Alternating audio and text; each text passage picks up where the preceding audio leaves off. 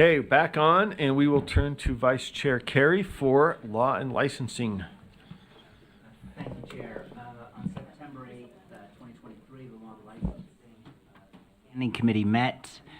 Do we have public comment on this, or? No. No, okay. And we make the following motions to the board. For 3.2, it's an amendment to the Research Data Sharing Agreement with Wasatch School District and Brigham Young University. And we are submitting for, via motion, the board's approval. The committee recommends that the board approve the amendment to the Research Data Sharing Agreement with Wasatch School District and Brigham Young University. Okay, any discussion of that motion? Seeing no lights, let's vote.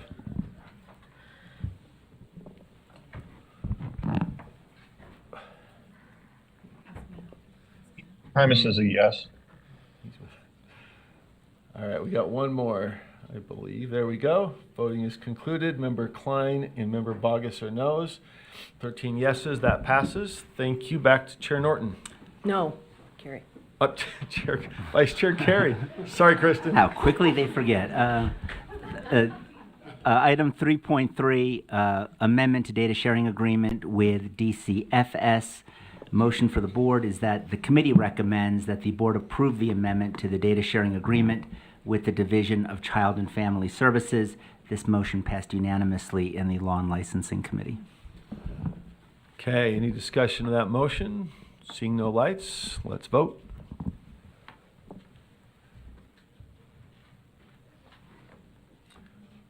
Primus is a yes. All right, that voting is complete. There are 3 no's, Member Klein, Member Green, and Vice Chair Earl. And Member Bogus, 4 no's. That passes 11-4. Back to Vice Chair Carey. Item 3.4, amendment to the research data sharing agreement with, I believe it's Palacios. And that motion is that the committee recommends that the board approve the amendment to the research data sharing agreement with Palacios.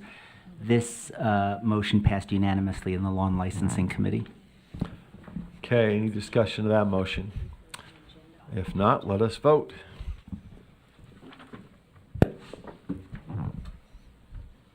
Primus is a yes. Thank you.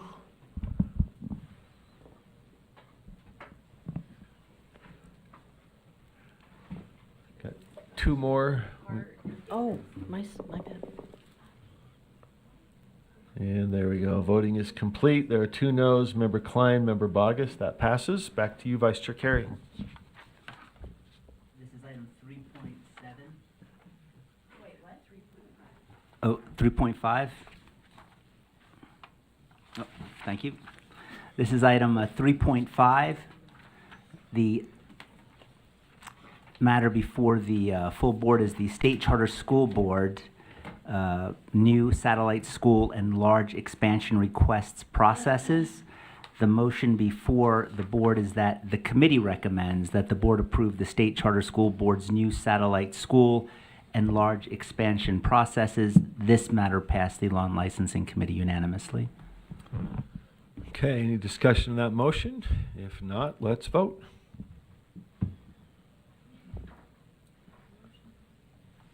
Primus is a yes. Okay, that motion passes unanimously. Back to you, Vice Chair Carey. This is matter. I'm sorry. Oh. Chair. Can we redo that vote? The motion language didn't make it into the voting. Oh. So the record's going to be blank. Yes, you bet.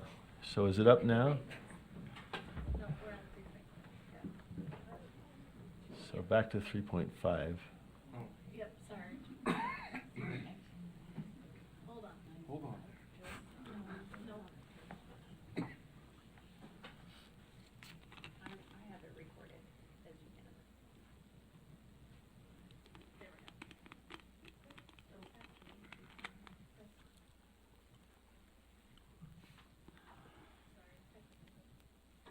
No worries.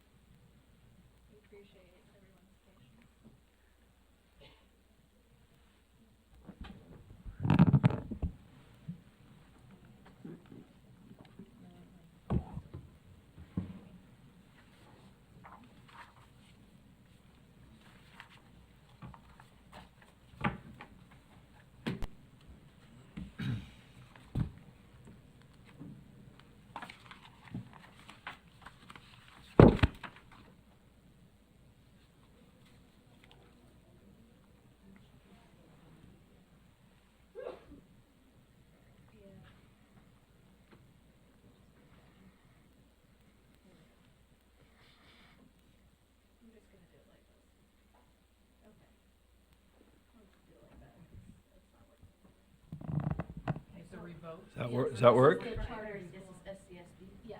So this is the one we just did. The vote was unanimous, but we're asking everybody to re-record their vote.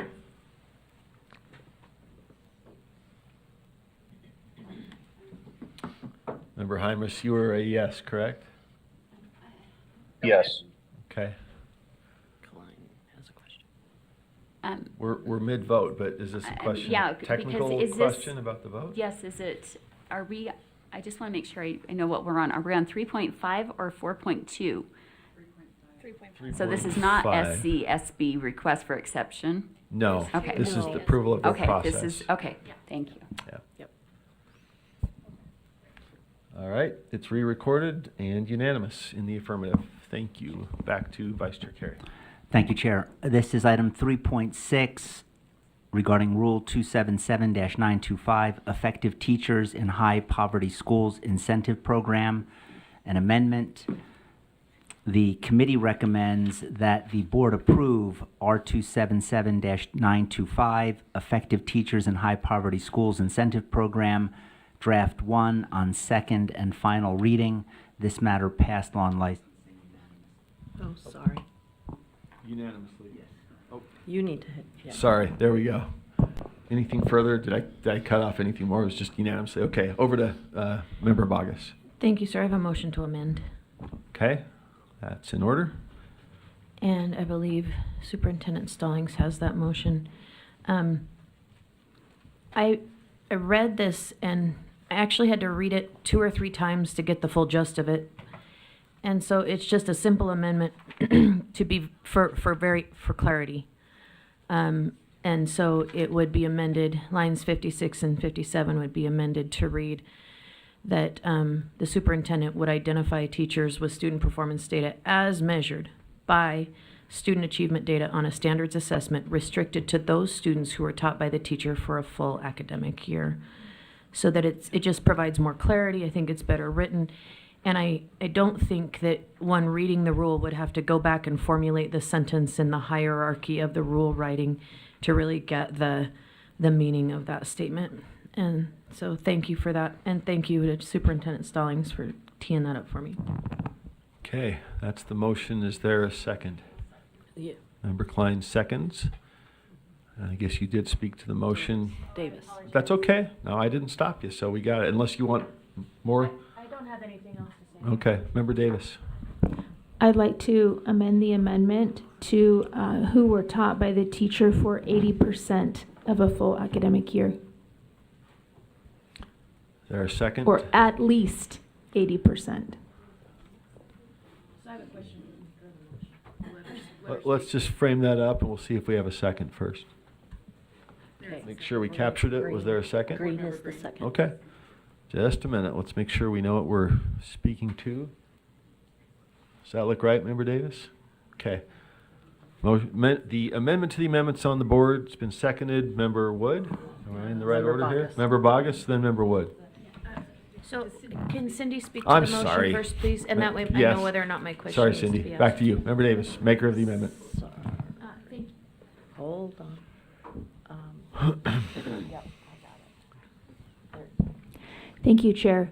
I was just thinking, I like the amendment.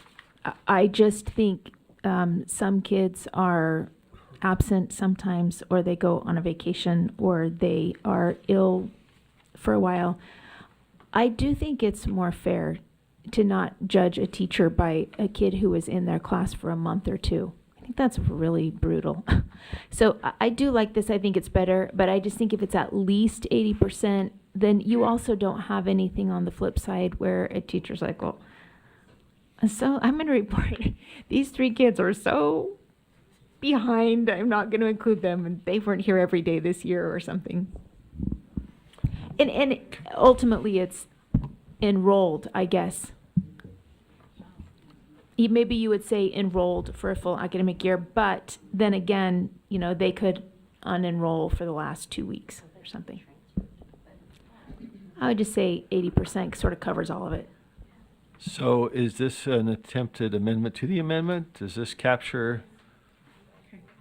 We're good as stated? Okay. Deputy Stallings, did you have comment?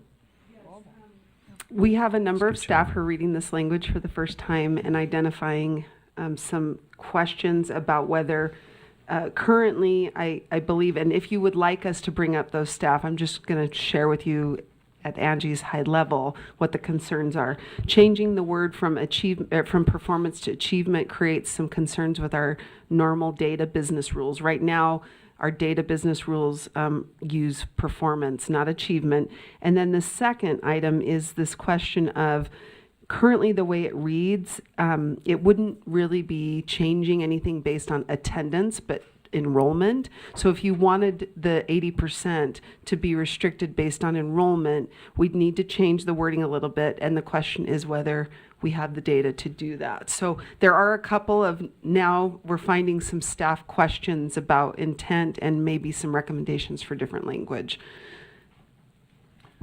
Would you like to have staff come up and speak to the, it's up to you, Deputy Stallings, to, I think it would Kinda be helpful guide to have traffic. Aaron Bruff and Tracy, Okay.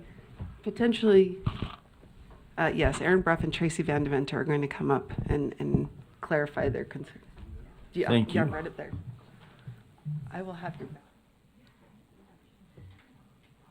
all right, welcome. And I guess one thing, if you have questions or concerns about the language, maybe you could also just say if performance changed to achievement data would be functionally different.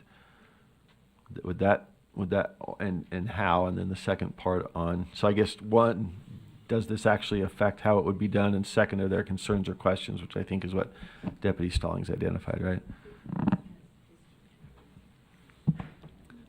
Aaron Bruff, Director of Data and Statistics. The question is the intent, again, when we go from performance to achievement data, are we changing that from, for example, that growth no longer is what's being looked at, but only academic percent proficient or achievement? Again, this is how I look at that, saying, what does this exactly mean on that change? Are you saying it can't be growth, it can only be the number of students who pass a certain threshold? Or is it still ambiguous enough in your minds that it could be one or the other, depending on how those programs and the teachers who are teaching those classes and what's available? So for example, we're looking at Acadience data, you're looking at the RISE data, you're looking at other potential data that a teacher's engaged with on those students that we'd be looking at. And this is just help distinguish what is exactly the intent of that language change mean? Because performance is, again, in my mind, is more vague, meaning it typically goes to the growth measurement, if you will, versus just how much or how many of the students pass a certain threshold. So that was my question. That may be a question for the maker of the motion, and I guess part of our question would be, how is I guess what I'm hearing from you is that performance is interpreted to mean growth and proficiency. Both go into that, and the question is, does achievement data also refer to growth and proficiency, or does it limit to proficiency, right? I don't know if there's a intent question or the effect question is probably more important. Whatever the intent is, what would be the effect? But question for the maker, I can't remember, I think this was from Member Bogus.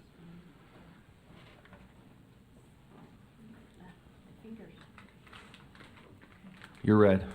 So my intent was his concern, if that is language that is articulated well, that we're not just including, so my intent was that we don't just include the percentile scores. You have some teachers who teach students and they grow 2 or 3 grade levels, but they're still not at grade level. And so they have immense growth, and so I guess my intent was Director Bruff's concern. So I guess I don't know how to articulate that in a way. If we need to go back to performance, that's fine with me, but my intent was his concern. Okay. The intent was to include growth as well as proficiency. And so perhaps if we're hearing that performance already is interpreted to mean both of those, is that correct? Oh. Public. There we go. Sorry. Okay, again, Aaron Bruff, Director of Data Statistics. Yes, that's just what I'm trying to find.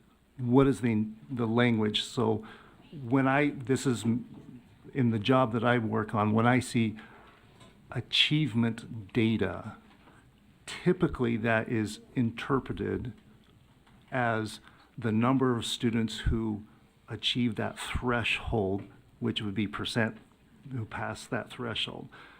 Performance is more of a all-encompassing, which means it could be that number, or it could be the growth number, or it could be something else.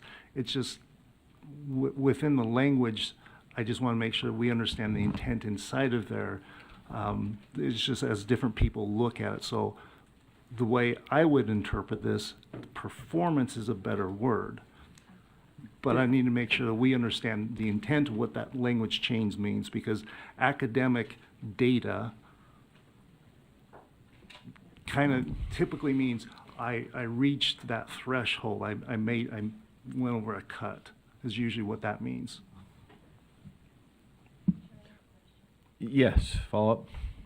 I would ask if Director Bruff believes it would be better perhaps to say as measured by student growth and achievement data, so that we have the clarity he's asking for without the ambiguity. Director Bruff?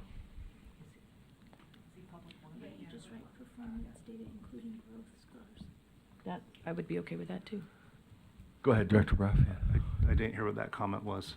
He said, why don't you just say performance data including growth scores? That works? Is that a proposed, let's see, let's cut back through what we got going here. We got Cindy's is the one, is the Member Davis, excuse me. I didn't get a second, so I would second you. I can adjust it how we need if. Okay, you want to reformulate the amendment to the Sure, can you amendment help then? me? Yeah, can you pull the word achievement out? Okay, so we're gonna, so my amendment to the amendment would be to take out the word achievement and reinstate performance. Add the words after the comma, including growth scores. Oh, that's there. And restricted to those students who were taught, well, see, I think we need something in the middle of, for the teacher students, because they could only be in there for 2 weeks, and who were taught by the teacher a full year, because they could be absent for some of those days, so maybe who were enrolled for at least 80% of the time in the teacher's. Does that work for you?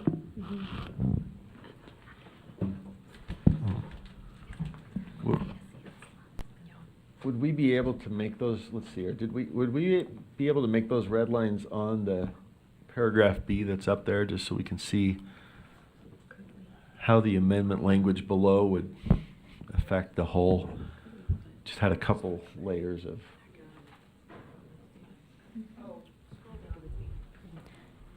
And one more. Can we put academic performance data? The word academic as a qualifier.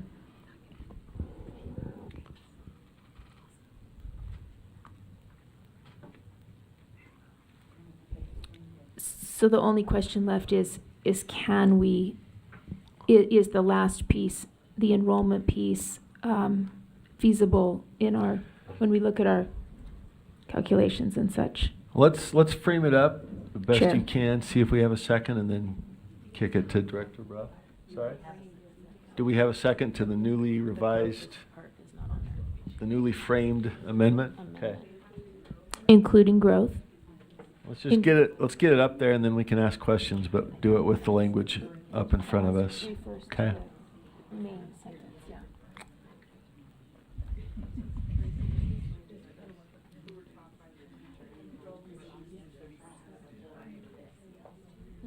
This doesn't. Because you can't even do that.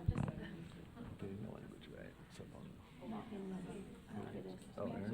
This clause He is. I refers just to wanna wait till he academic involves performance you. data, and it also is clarified again on the standards assessment. They have to be assessed on the standards. And we currently don't have standards that are,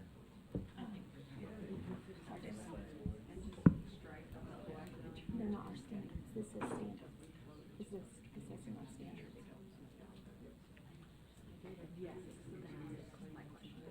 What they may become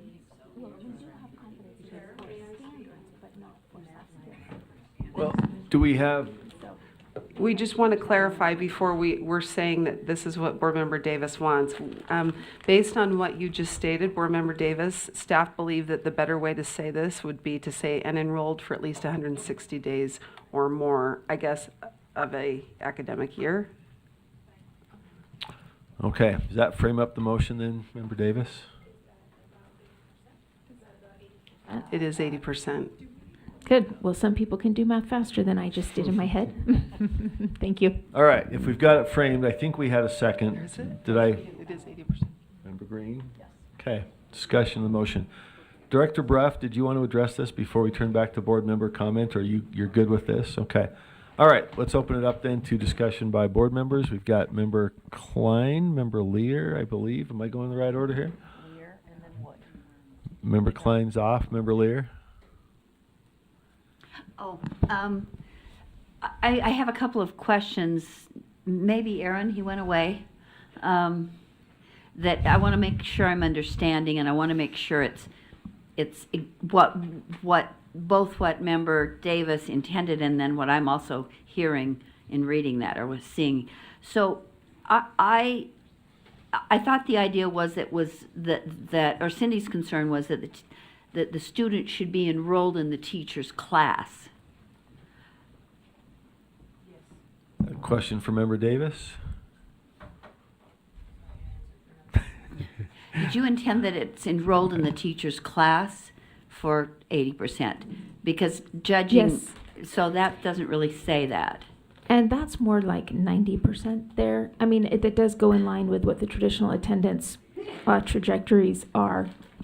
It allows for 20 And I'm not 20 days gone, though, at least. Yeah, I'll let somebody else do the math, but I don't think that says enrolled in the teacher's class. It says enrolled and taught by the teacher, but not necessarily enrolled in the teacher's class. Member Davis, you'd like to respond?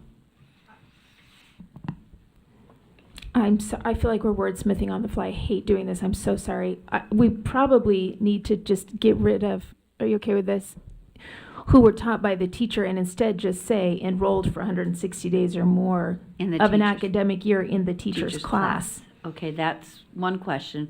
My second question. Oh, hold on, let's do, Okay. is that, any objection to that as a friendly amendment to Member Davis's pending motion? Hearing none. Follow up, Member Lear? Yes, I wanted to ask if this is something that I'm envisioning in my mind, my great IT brain.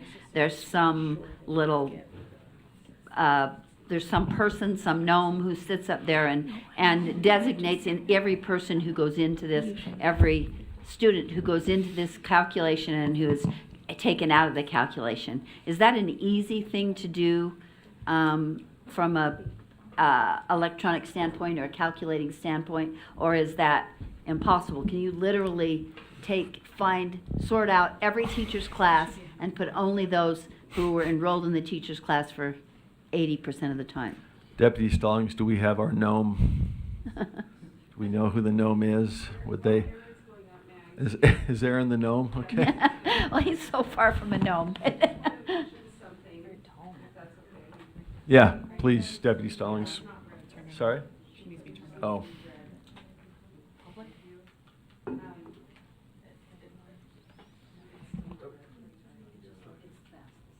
I'm staff something. No, she's staff 3. She's staff 3. Thank you. Just two things. 160 is not 80%, so 144 is. The reason we used 160 was because we would have to program a flag for 144 in our system. So it will take some time before you'd be able to actually make the systems adjustments to comply. So we wanted to make that clear. But Aaron can speak to this. It sounds like we do already calculate the 160. So that's why we were recommending using 160. Director Bruff? Let's see, there we go. Okay, again, Aaron Bruff, Data and Statistics. Thanks for the new title.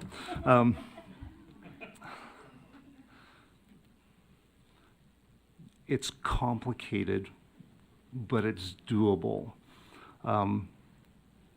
When we look at teacher, just so sharing in the databases, you have enrollment data for the student within a school, and then you have a secondary component, which is enrollment in a course, and then you have teachers assigned to those courses. As long as the data line up and the student is not transferring in and out of those courses, we can say that the enrollment course and that number of days within the course are the same, as long as the student's not moving, but we know the students move. So it's a little bit more complicated to say, and the teacher had the student in the course, because there's all kinds of movement. So just sharing that it's slightly complicated. Yes, everything's possible. So to go back to your question, if the requirement is saying the teacher and the student have that relationship for 145 days, 180 days, 106, whatever that level is, it is a little bit more complicated to get it. And yes, the gnomes will be sitting there trying to figure that out. It's already a difficult calculation to do because there is so much movement within courses. So a student can transfer in and out of classes, the classes can get restructured, and typically that messes up a clean set. There are ways to aggregate it up, which typically is we aggregate it to the enrollment period within the school, saying as long as you're in the school and you have a teacher connected to them for the majority of the time, we can go through that, and it's typically okay. But there are variations and things that the gnomes have to sit down and clean up and figure out. So just sharing it, it's doable, it's complicated. Do you feel like it's a reasonable request to IT to expect you to do that accurately with reasonable accuracy? Yes, I mean, it's reasonable accuracy, yes, it can be done. Again, I know the gnome who has to do this is cringing.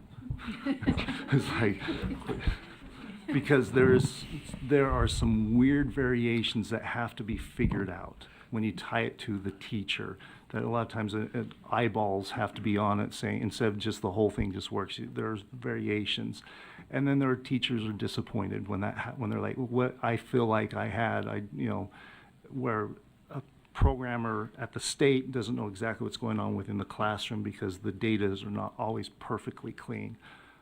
But again, that's what the business rules do, is we come up with, okay, for these guidelines, and that's why we're asking some clarifying questions, is, okay, within this set, can we do this? Can we tie the student and the teacher together? The answer is yes. We typically don't do it by the course enrollment. We usually do it by the school enrollment for that full academic year, and that's where we look at it. So there's a lot of complex things behind it, but is it doable? Yes. It's complicated, yes. It's reasonable if that's the desire. We'll figure it out. Member Wood, let's go to, thank you, Director Bruff. Oh, I'm sorry. Chair Hymas, we keep skipping. Thank you. I just want to ask, it sounded like, Director Bruff, you mentioned that we might be changing how we look at the data or how we gather data, or even some of the data that we collect. Whenever we get a prolonged yes, that means it takes time and it's very difficult, which you've made very clear. But at the same time, you've made very clear that, again, it's doable. My question then is this related to, is this something that we need to bring back? Because the discussion that the committee had was not around this portion. I understand that the amendment is to change some of the wording to offer clarity. That's the intent of the original amendment. But what we're saying is the intent to offer clarity changes a lot of things. And so I wonder if it would be worth voting for what the committee proposed and then bringing this back as part of our process to relook at what Member Boggess is hoping for. Thank you, Chair. Thank you. Deputy Stallings? One thing I just wanted to add, it's not so much about the time for programming here at USBE. But one other thing I want you to be aware of, this is essentially changing a bit of who will qualify. So based on this new language, some teachers may no longer qualify, or there might be some teachers who do qualify who didn't before. So usually when we make changes like this, we like to model it. Like we like to see, if we had done this, this is what the current language, how many teachers would have qualified, and now with this new language, this is how many teachers would have qualified. I just want you to know that we are making a policy change based on no modeling. Okay, let's see who's in line here. Member Wood? Yep. I got you. Just a couple of questions. First of all, would teachers who are involved in semester courses now lose their ability to earn that? That's back to the modeling, because they would not have a student for 160 days. Second, if we look in adding in this growth, this was a kind of a vague performance level data. So looking at if a student had been at a school for a full year, then we look at it. But what about those students who come in, are there for the full year, but have not been part of the Utah system? Will we have a growth number for those? We already have in the section where the teacher as a whole has to have an MGP greater than 70.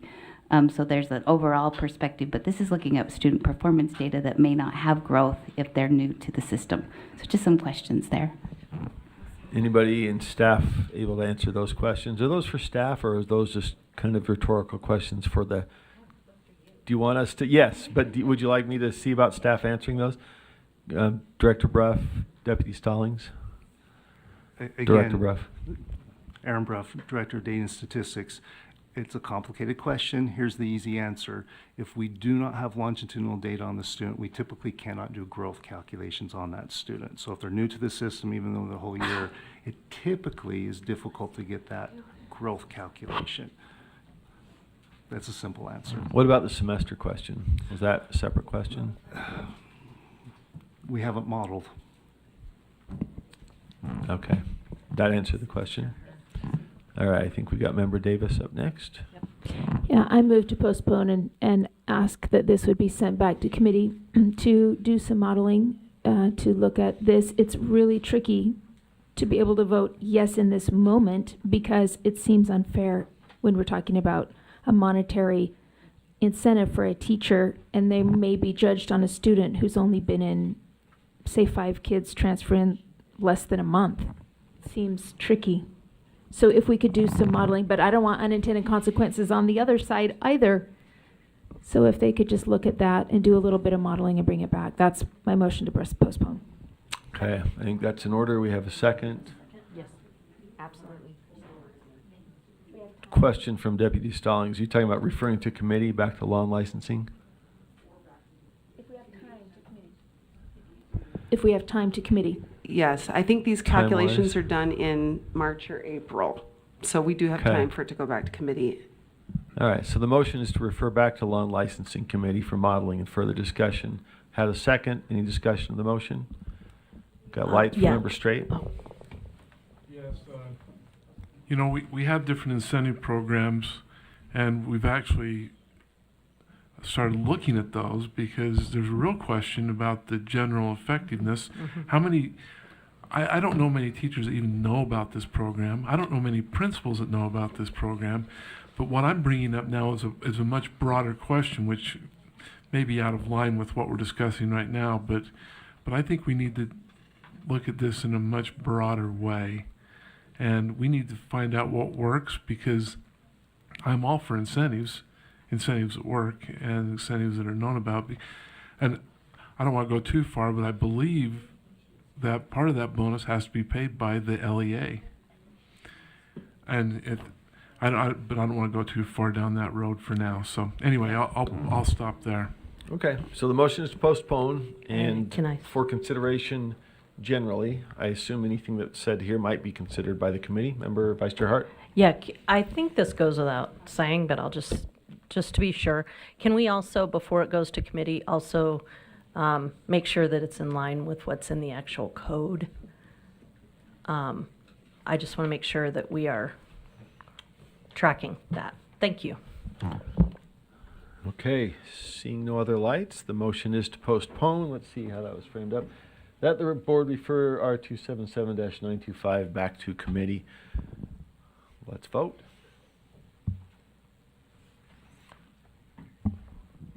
Imus is a yes.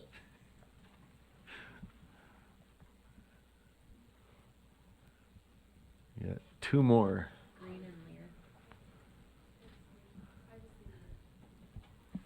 Sorry? Okay. That does it. Voting is closed. Motion passes 13-2. The no votes are members Wood and member Straight. Okay, back to you, Vice Chair Carey. Thank you, Chair. Thank you, Chair. Thank you, Chair. This is item 3.7, Rule 277-495, electronic devices in public schools. And this motion passed unanimously on law and licensing, and the motion before the board is that the committee recommends that the board continue and approve Rule 277-495, electronic devices in public schools, Draft 1 on second and final reading. Discussion to that motion. Member Klein. Yes, I have a motion. I have a few. So line 34, I would like to add and 53G 10103 after the piece of code that is already listed there. Are you presenting these include- one at a time or Yes. collectively? One at a time? Yes. So let's see if we have a second for that one. Second. Member Vice Chair Earl is seconded. Do you want to speak to this motion, Member Klein? I just think it should refer to both pieces of code that are appropriate for that. I need to have it in front of me here. Oh,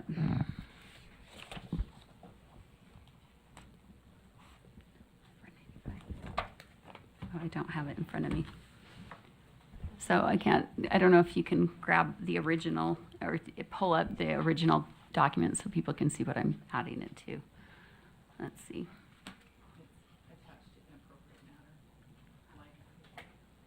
Okay. Here we go. What did, oh, I'm sorry. So, 4? so it's on line 34.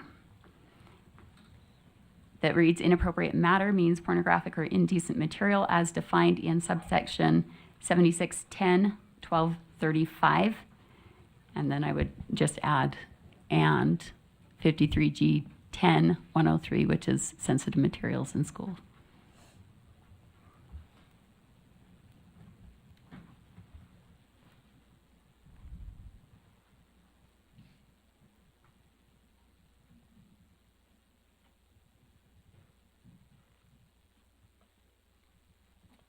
Okay, did we get a second on that?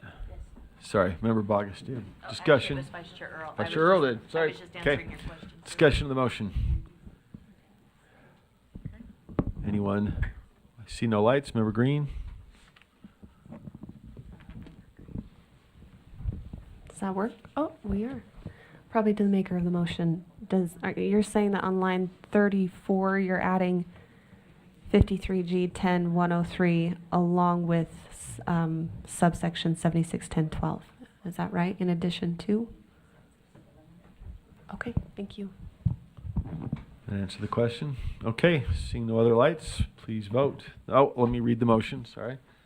Motion to amend is that the board amend R277-495, draft 1, line 34 to add and 53G-10-103.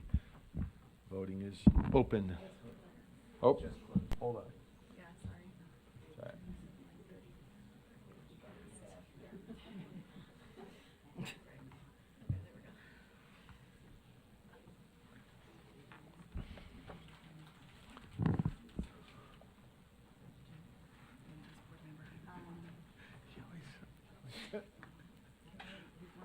Board Member Hymas. Yes. All right, we have two more to vote, one more to vote. You can unclick it. Is that your issue? Okay, we have, that motion passes, 13 yeses, 2 abstentions, Member Lear and Member Reel abstaining. All right, so the amendment passed. We're back to the underlying motion. Actually, we have the underlying motion on the floor, but Member Klein has another amendment. Yes. So I move to amend line 83 to read distract from a student's learning. So that would replace the language that is there, significantly impair academic excellence. Is there a second? Yeah, I would second just to see where we're headed. Second by Member Bogus. Member Klein, can you speak to the motion? Okay, so also, I think I was, well, I'll do them as two separate motions, but so it says, basically to put that in context, an LEA's policy shall include at least the following, and then prohibitions on, the use of electronic devices in ways that significantly impair academic excellence. And then it goes on with bullying, humiliate, harass, or intimidate school-related individuals, etc. Significantly impair academic excellence, I think, is open to interpretation, and is not super clear. Depends on any given person's definition of what academic excellence means. And so I think the idea of that addition was to get at what I am, the language that I am suggesting, which is we don't want students distracted by their devices, because that would lead to less learning on their part. So I would, again, change significantly impair academic excellence to distract from a student's learning. Okay, Member Reel. Chair, I actually had a question about this initial amendment and reached out to Member Wood to clarify the significantly impair academic excellence, because I wonder about the use of electronic devices as a supplemental learning tool, and distract from a student's learning feels contradictory to the fact that we also have students who use electronic devices in learning. And so I prefer significantly impair academic excellence over this motion. Okay, let's get to Member Lear and then we can come back. Are you? Yeah. Yes to this motion. I am struggling with this because I see what Member Klein's saying about the inexactitude of impair academic excellence, but it seems like there is some possible ability to measure that. Whereas distract from a student's learning, in whose opinion? If the teacher believes that the child is distracted, then she can take away the phone, the iPad, the whatever, if the policy reads that way. And I think it would have to be evaluated by a teacher from moment to moment, and puts a lot of subjectivity in a teacher's hands. Where I think, though it's not perfect, impair academic excellence, and excellence is probably the biggest problem with that. Achievement maybe would, I think, be maybe better, but so that's my problem with this. I think that distract from a student's learning, you feel the other is very subjective. I feel like this is more subjective. Member Klein, would you like to respond and Yes. sum up, and then we'll take it to a vote? Yes, I think teachers Sorry. are very aware when their students are distracted from what they're supposed to be focused in on. And usually that's where they have an issue with devices in the classroom, is when they become a distraction to that student or to another student's learning. And if the device is being used for actual the purposes being whatever the lesson or purpose of that class is, then it's not a distraction, it's a tool to help, correct? So it's when it becomes a distraction that it becomes an issue. So, yeah. Okay, thank you. Member Bogus and then Member Carey. Thank you, sir. So I'll come back for a follow-up. I just had a point of clarification. The conversation seems to be centered around these are personal devices, and as I read in line 79, these are LEA-owned devices. It's for both. It covers both. Not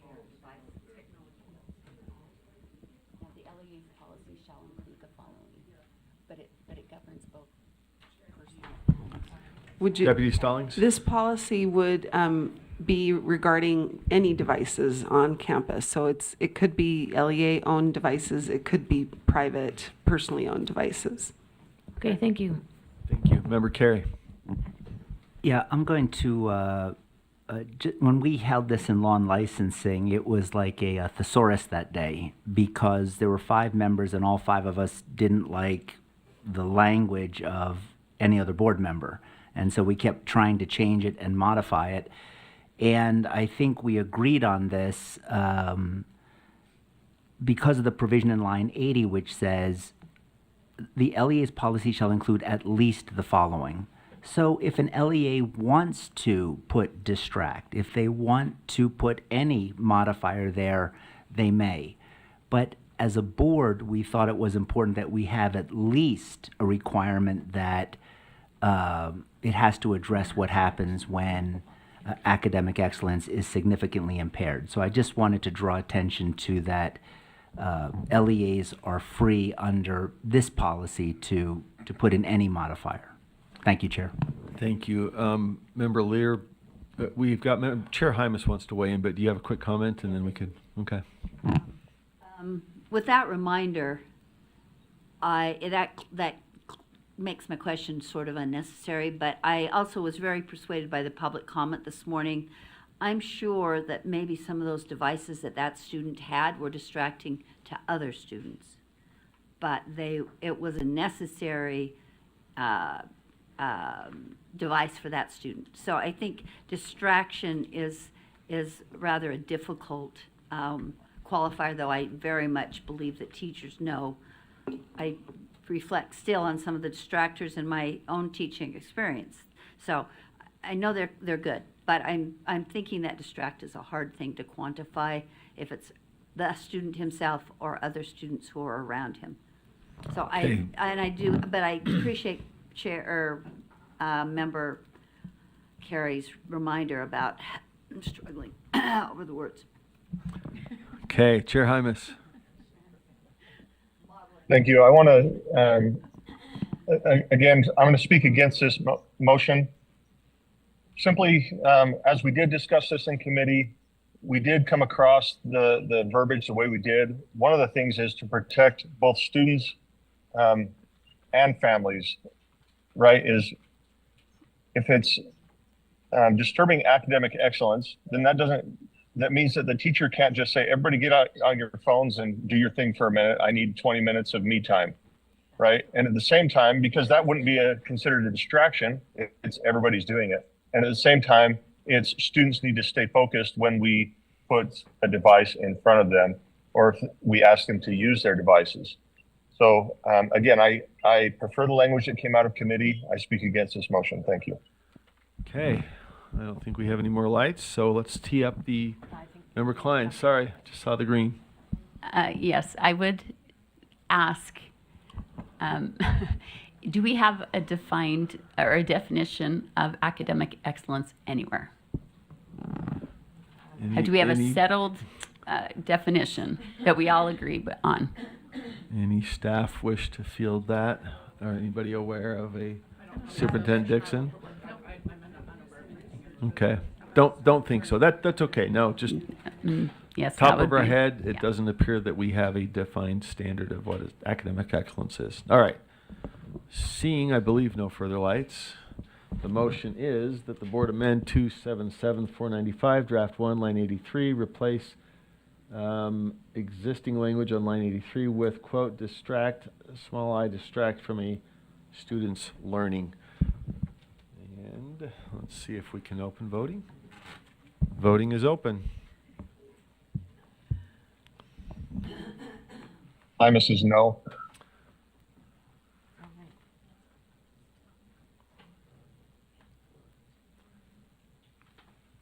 Okay, that motion fails with 14 noes, 1 yes. Member Klein voting yes. And that brings us back to the underlying motion, and Ms. Member Klein has another amendment. Oh, sorry. Thanks. I would move to add after line 83, the verbiage requires students to perform in excess of 25% of required coursework on an electronic device, excepting courses specifically designed to instruct students on the use and features of a computer-based program.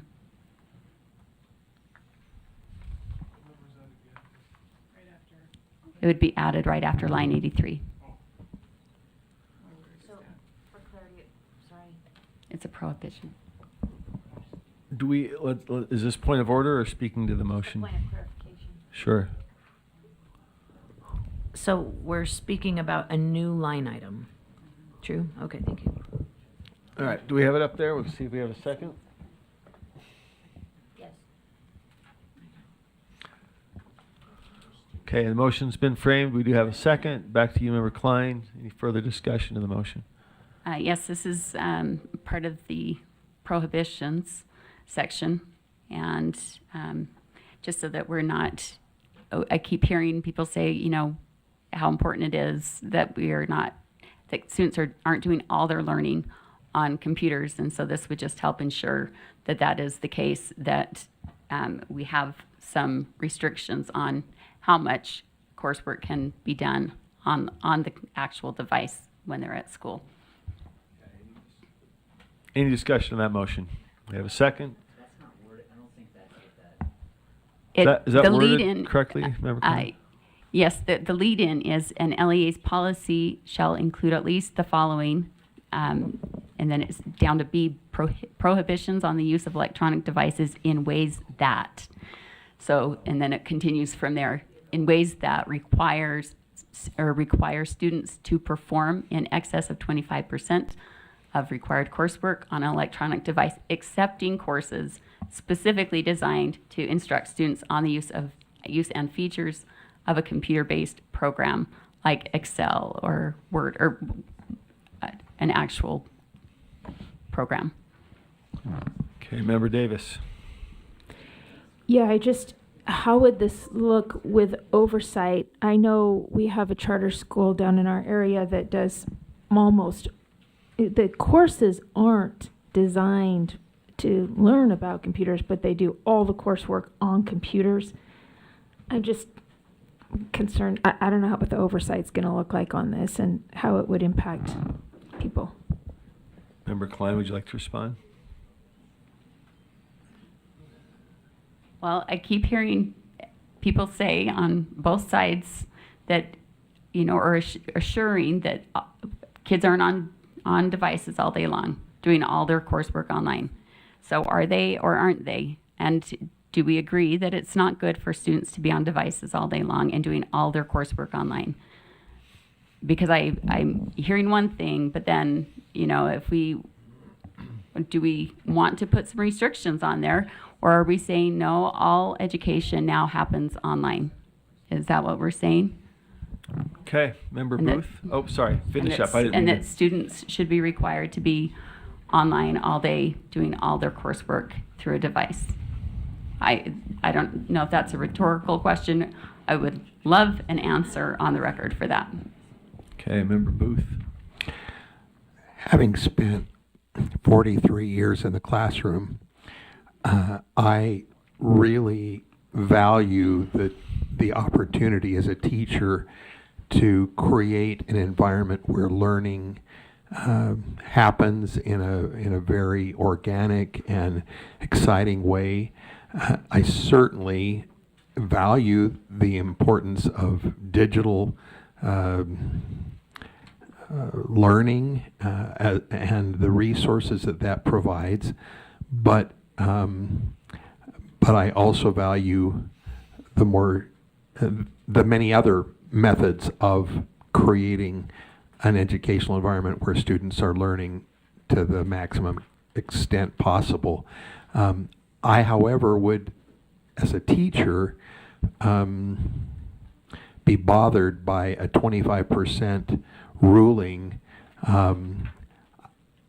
I can be trusted as a teacher, and I'm certainly I would be careful, but I'm concerned about saying, okay, everybody go back to your curriculum, go back to your lesson plans for today, and make sure that 25% or whatever percentage is set.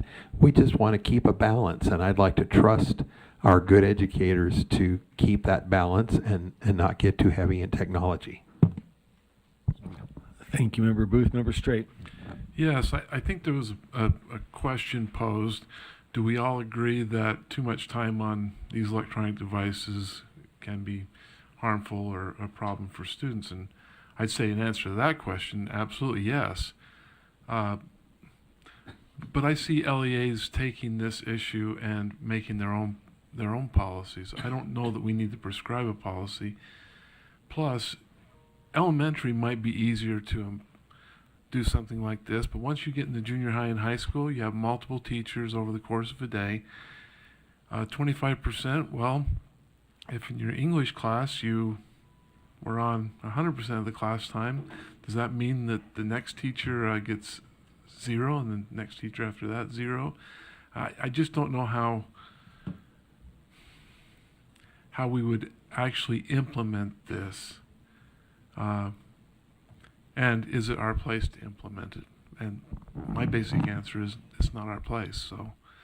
So do I think it's an important issue? Absolutely. Can students spend too much time? Absolutely. But I'm a no on this. Thank you, Member Bogus.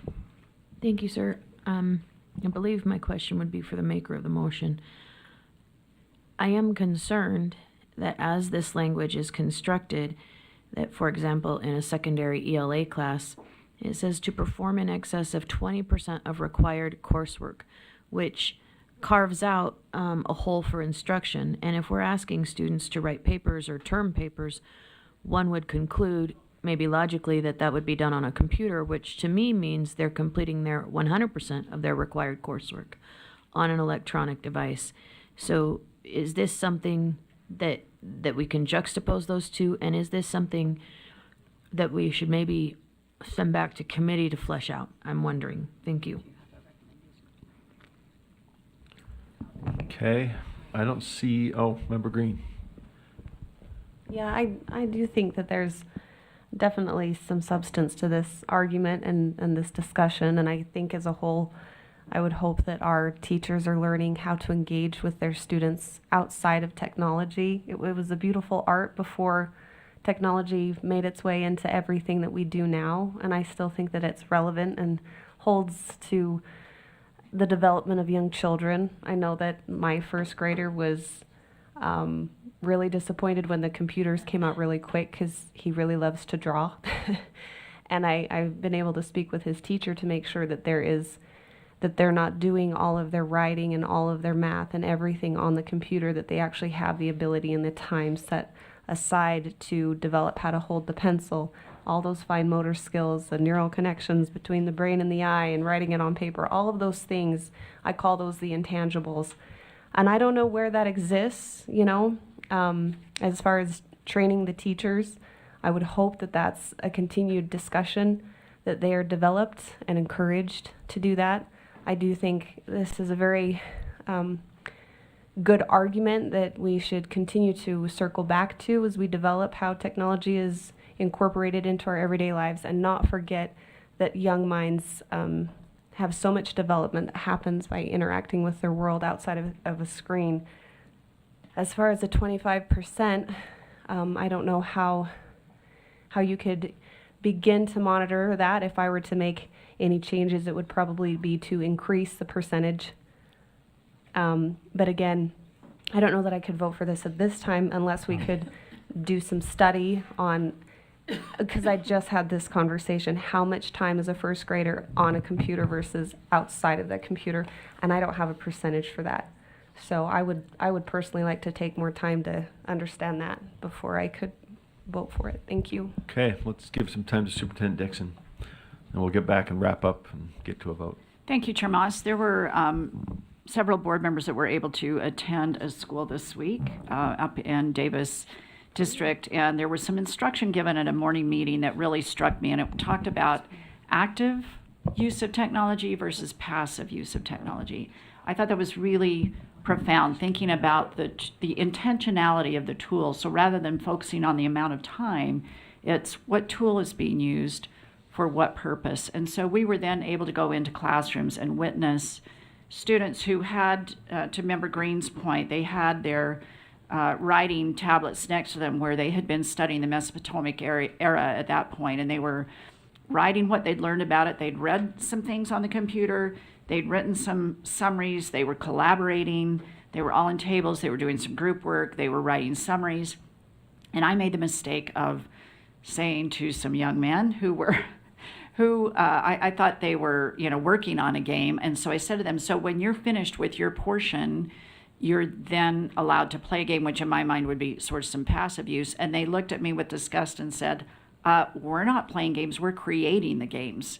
And we're creating a quiz and coding using this program to create an animated quiz. And, I had lower expectations than I should have for these young men. But that active versus passive use and matching the tool for the intentionality of learning, I thought was really important to keep in mind when we have these conversations. Thank you. Thank you, Superintendent Vice Chair Hart. And then we'll come back to Member Bogus. We do need to move quickly here, so let's get one last couple of comments and move to a vote. This kind of question, I think, I feel very strongly that it should be answered between the parents, the school, the teachers, and the school community council. I don't think you can make a rule like this that doesn't have a lot of implications. There are people that want their children in schools where technology is actually a central focus. It's a huge thing. With that, I call the question. Okay, question's been called. Requires a vote of 10 members.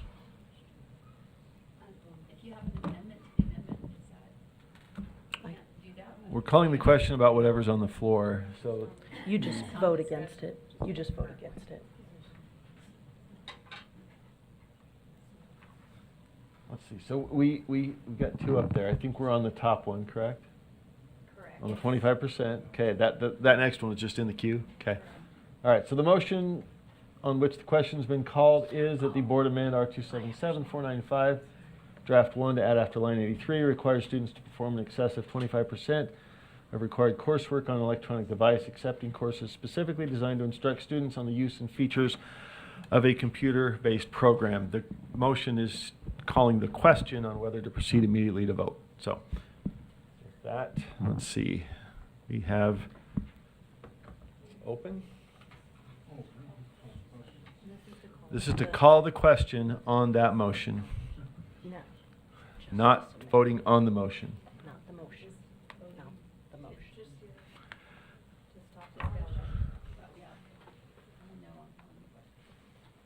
Okay, Member Hymas?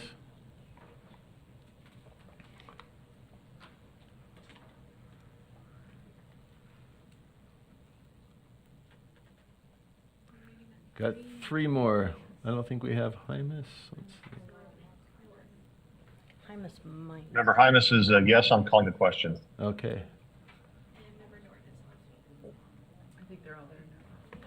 One more. Yep. Check to make sure the color. Yes. Okay. Member Norton is a yes. That motion passes 10-5. The noes are Green, Carey, Earl, Bogus, and Klein. So we proceed to a vote on the underlying motion, which is that, as we read that previously, for 277-495, add after line 83. So, please vote. Oh, okay. As soon as your screen tells you to vote, please do so. While we're getting the tech, I'll just read it again for the audience online. The motion now before the body is that the board amend 277-495 draft 1 to add after line 83 requires students to perform in excess of 25% of required coursework on an electronic device, accepting courses specifically designed to instruct students on the use and features of a computer-based program. And we have now voting open.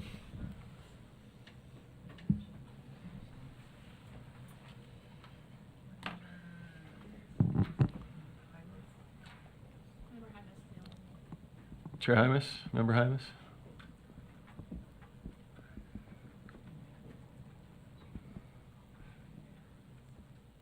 Let's see. Do we still have Member Hymas with us?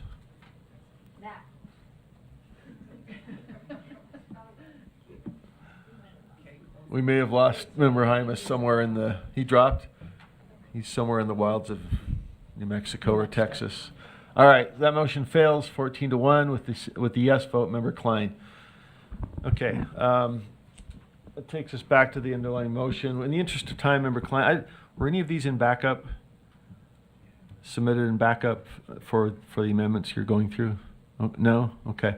How many do you have that you would like to proceed to? One more? Okay, let's, two more on this rule? Okay. All right, let's tee those up. Okay, Member Klein's got a motion.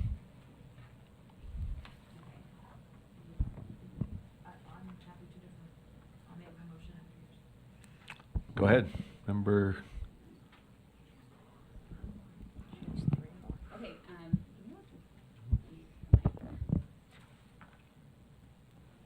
Thank you. So on line 101, I would add activity, program, or event. The sentence as it is incomplete. Is there a second? I would second that. Member Bogus seconded.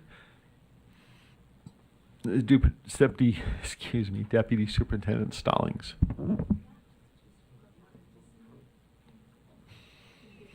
Yep.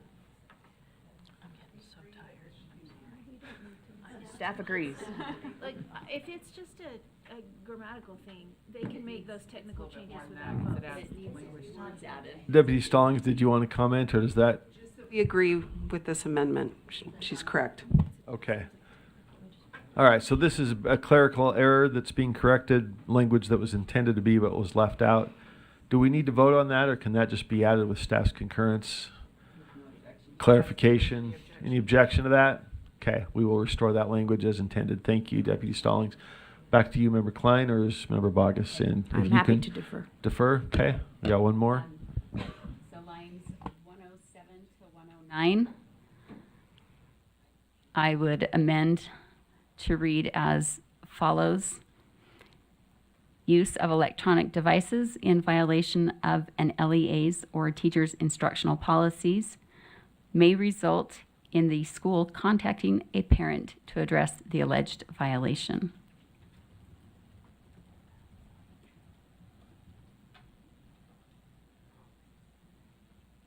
And the previous language, I don't know if you want me to read that. You can, or I will, once it's framed up and if we have a second. I personally would second that. I think it's good. Member Bogus has seconded. Okay. Would you like to speak to the motion, Member Klein? I think rather than just confiscating somebody's personal device, which is protected by the Constitution, that if it's creating a problem, that a parent should be addressed or contacted to know how to address the situation. That the teacher can work with the parent if a student's device is becoming an issue. Okay, that has been seconded, so discussion to that motion. Floor is yours. Oops, there you go. So I do agree with the due process that's articulated here. I also believe that maybe the consternation could be with the word confiscate. So there are times that it is appropriate to take a child's phone from their hands. It could be being used to bully another child. It could be used to literally as an object with which to hit. The idea of engaging the parents to address the alleged violation, I like that language a lot, but the idea that a teacher should not ever take a phone, I would disagree with that. I think we have issues that do come up that would warrant that, and maybe the language needs to be whatever. I would like to send this back to committee, honestly, but I can think of an amendment on the fly. Just give me a minute.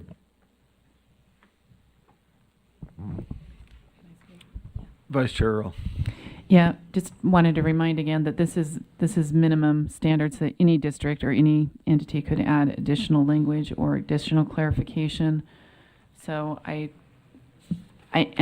other thing is, if I think we might have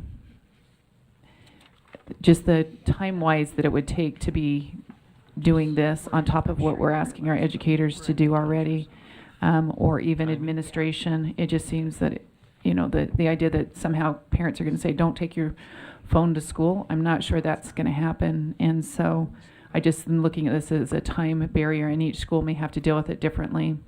The couple of schools I've been in recently, they do have different protocols. Some don't even let it into the classroom. They have to put it in a pocket. Others let it in, but there's certain times when they can and cannot use it. So I just think this is left more to an LEA to decide. Okay, Member Bogus.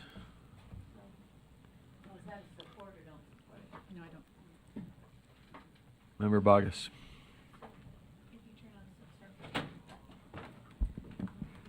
Thank you, sir. I would move to amend the original language in line 108. I believe it is. Do I have that 106?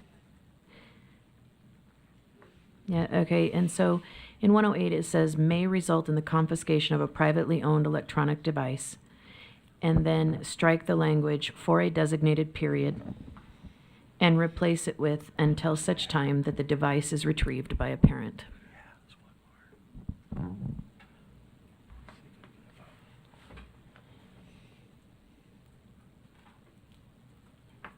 Mm-hmm. Let's see if we got that up there and if we've got a second. Let's see. Temporary withholding. Okay.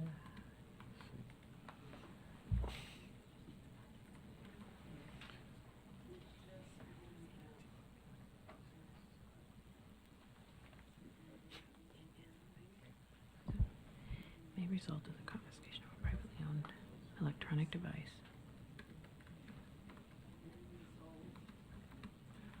Does that capture the amendment? Motion to amend? I don't see it. Oh, it's clear up top. May result in contacting the parent to address the Well, alleged violation. I think isn't yours replacing confiscation with temporary withholding? Or have I lost the script? So I don't think either of those is what I said. I would like to amend lines 1 and 108 to strike the words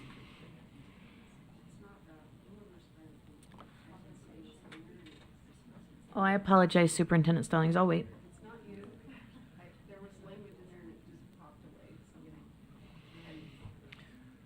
So this may be in the nature Yes, I would of be a happy to- substitute motion. Let's hear what it is and see if it's I in would be order. happy to say it again. I would ask it that we strike the language after devices for a designated period, to strike that language and to replace it with the language to be retrieved by a parent.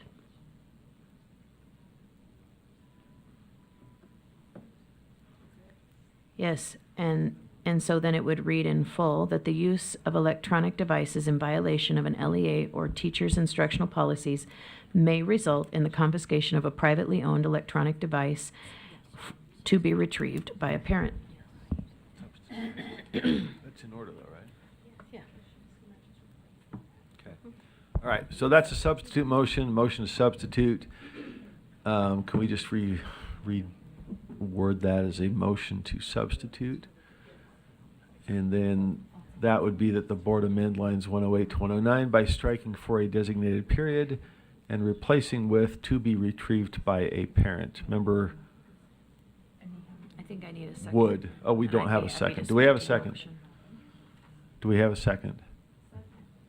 We hear Member Green, second. Member Wood, well, you spoke to the motion, right? Okay, Member Wood, did you? Take a sec, we're trying to, It's two birds with one stone. It offers the parental engagement that we're asking for. It puts that back in the parent's hand. It connects the parent with the child, and it also honors the fact that there are reasons teachers should be confiscating phones, especially for issues such as bullying or using it as a weapon, like something to hit or strike another person with. And in those cases, I think it is appropriate for the parent to come pick it up and engage in that conversation so that the student understands that their behavior moving forward should change. thank you. Member Wood. I'm concerned that we are micromanaging the policy of an LEA. Every LEA has its unique areas where how they function. I was substituting last week in a classroom, and the teacher said, you know, hey, at the very beginning of the classroom, she said, we've had a few issues with our phones lately. She said, so I have this grocery sack or this lunch bag. She said, if I see you, you know, not using it when I've asked you to be off of it, I'm going to come in. I don't want to touch your phones. I don't want your germs. I mean, she was very clear. This is junior high. She opened the sack. She put it in. She turned it over. She stapled it. She said, it'll be on the edge of your desk to take with you when you go, but for this class period, because we've had some issues, I thought it was kind of a brilliant thing. She didn't have to touch the phone. They put it in there. It took it away for that period of time. No one actually ended up needing it through the whole class period that I was there. But I think we have to give some flexibility. We at this level don't see how each individual, some of our schools don't even allow them now. So every policy has to be unique. That's why it's an LEA policy. I think we're micromanaging. Member Carey. No. So I just wanted to speak against this motion. Like Board Member Wood, I was recently speaking to a superintendent in my district, and he's talking about some schools that have a lot of success with a very strict electronic device policy. I think we've all been to schools that don't permit them or have strict policy, and others. But again, we're setting a floor, and any LEA can construct their specific rules to that to their need, and I wouldn't feel comfortable intruding on that flexibility. Thank you, Chair. Thank you, Member Carey. Okay, we'll vote or last comment. Let's see. So I Member just Bogus, Member Klein, and then we've got to get to a vote. Thank you, sir. I would just offer that it says may result. I don't view that as micromanaging at all. Just that we're following that, and that we're not taking kids' phones and keeping them. That's my concern about the language as it's written, is that does a teacher get to keep it for a class period? Which honestly, Member Wood's example was brilliant. That's great teacher practice. But I think we need clarity that what is a designated time period? Because I would argue that a teacher keeping a phone for the week is probably inappropriate. Thank you, Member Klein. Member Lear? Never mind. Not to pile on, but I represent a district where many parents would be working. Many parents don't have transportation. Sometimes the oldest child is a parent substitute. So this wouldn't work for many districts there's many schools in the districts I represent. All right. Thank you all. No further lights. Let's vote. The motion is substitute motion that the board amend lines 108 to 109 by striking for a designated period and replacing with to be retrieved by a parent. And voting is open.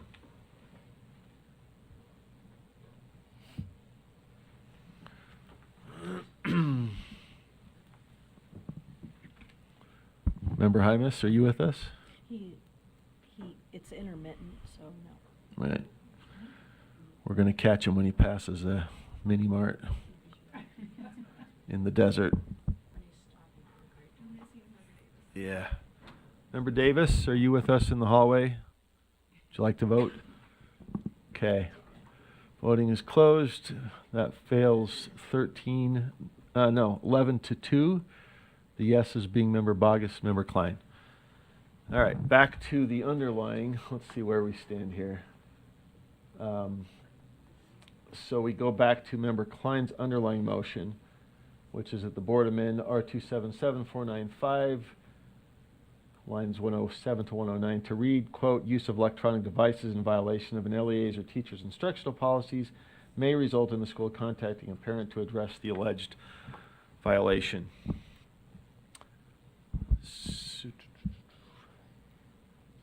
Member Wood. Oh.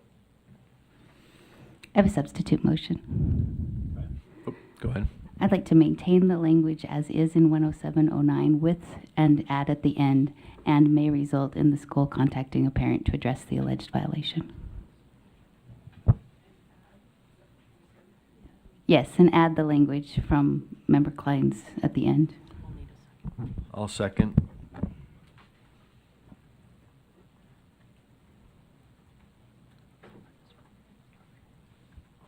Okay.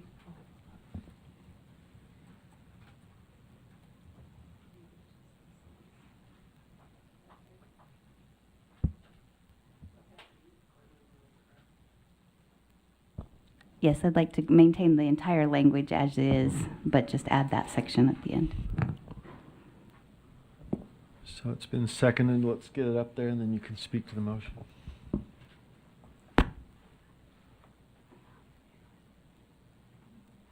Actually, just the and may result.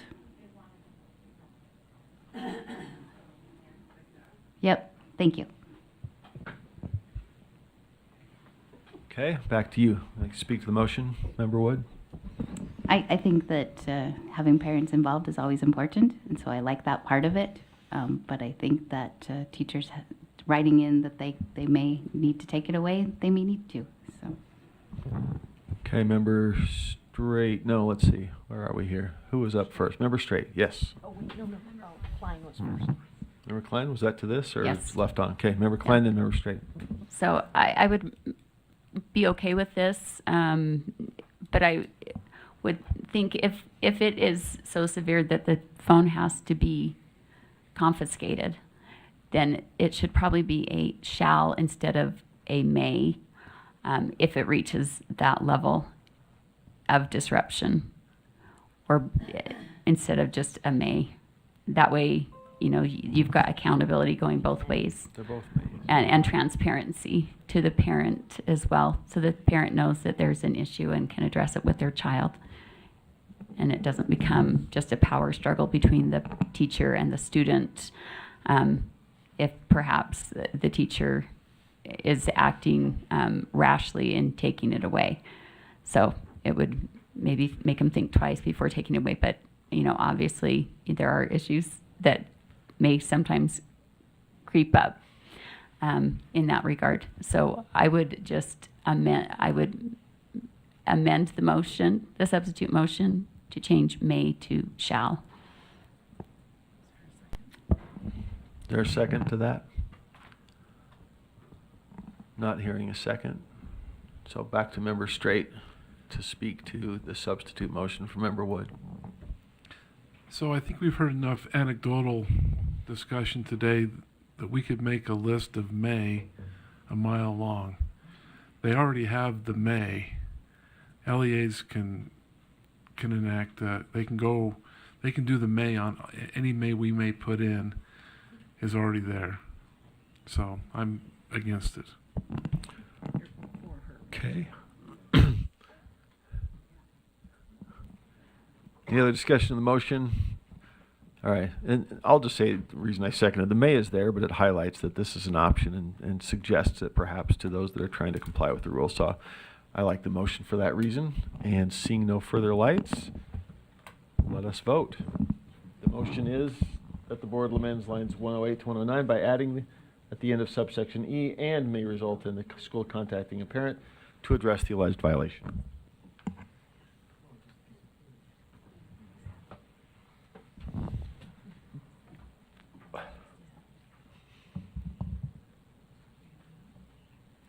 Member Hymus, are you with us? Nope.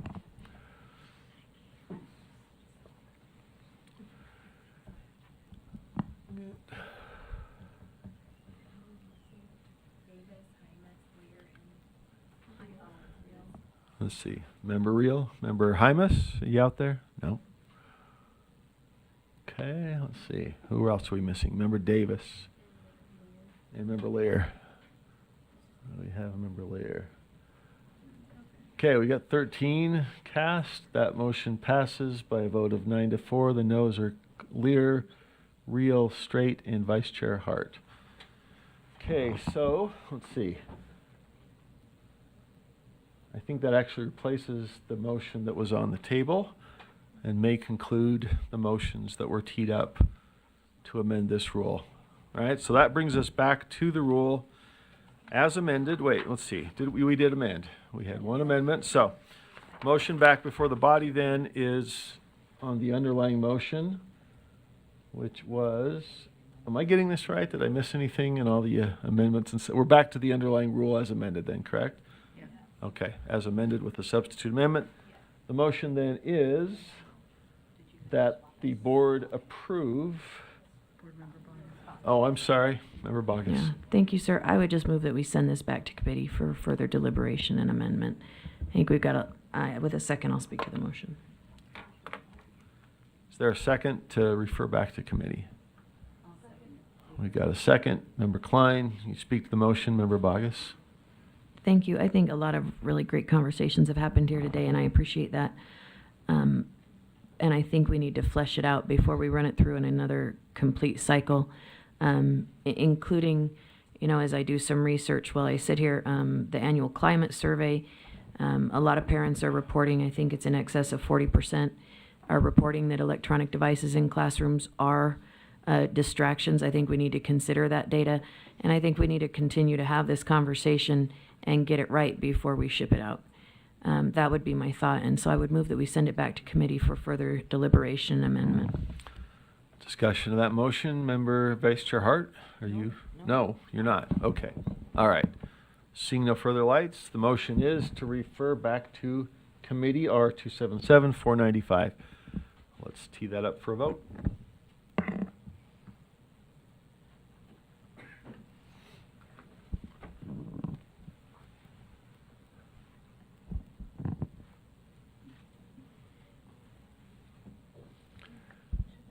Let's see that. We're missing Davis and Hymus. Matt, still not with us? All right. That motion fails by a vote of 9-4. The yeses being Vice Chair Hart, Member Klein, Member Bogus, and Member Green. That brings us back then to the underlying motion, which is the board approve R277-495 as amended. Did I get that right? Mm-hmm. Okay. Seeing no further lights, please vote.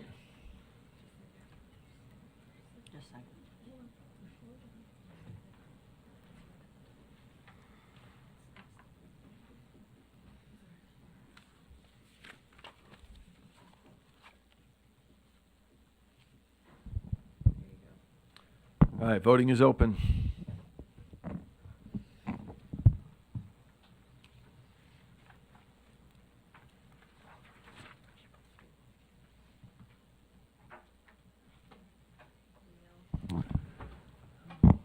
Okay, let's see. Member Reel? I don't think we have you. Member Hymus, Member Davis? No?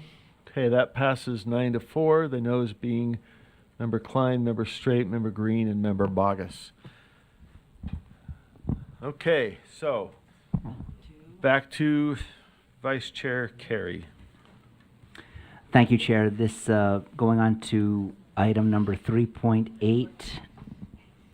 This is Rule 277-551, Charter Schools General Provisions. This came before Law and Licensing as the deadline for its 5-year review approached. And the recommended action is that the committee recommends that the board continue R277-551, Charter Schools General Provisions on second and final reading. Any discussion to that motion? Member Bogus? For clarity, this is 551.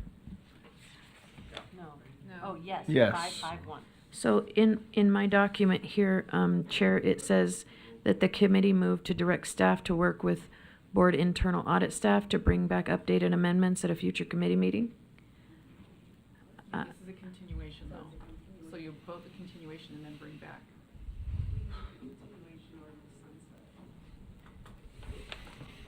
Deputy Stallings or Director I'm just Rasmussen, who wants confused. to? so.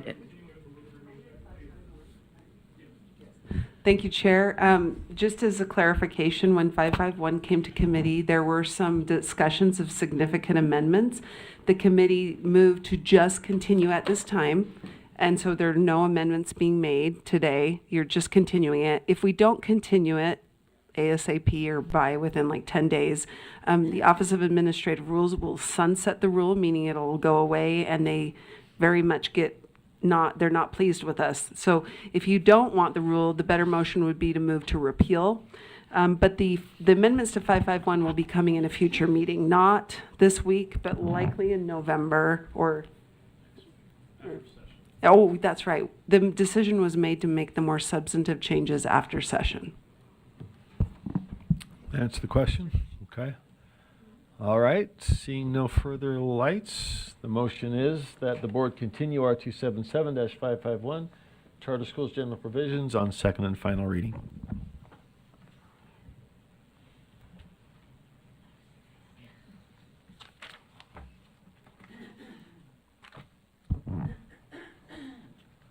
That motion, Member Hymas?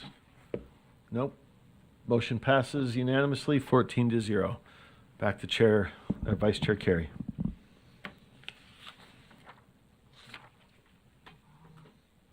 Thank you, Chair. This is item 3.9, Rule 277-553, Charter School Oversight, Monitoring, and Appeals, Amendment and Continuation. As with 551, this came up for its 5-year review before Law and Licensing, and the Law and Licensing Committee recommends that the board continue and approve R277-553, Charter School Oversight, Monitoring, and Appeals, Draft 2, on second and final reading. Any discussion of that motion? Seeing no lights, let's vote.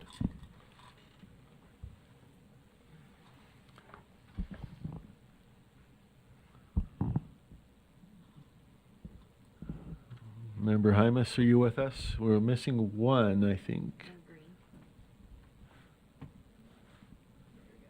No Member Hymas. That passes unanimously, 14-0. Back to you, Vice Chair Carey.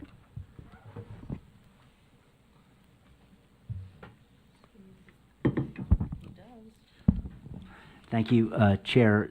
This is item 3.10, Rule 277-555, corrective action against charter school authorizers.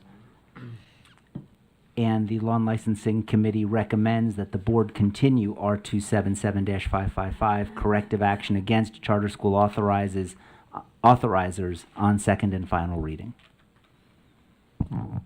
Any discussion of that motion? Seeing none, members please vote.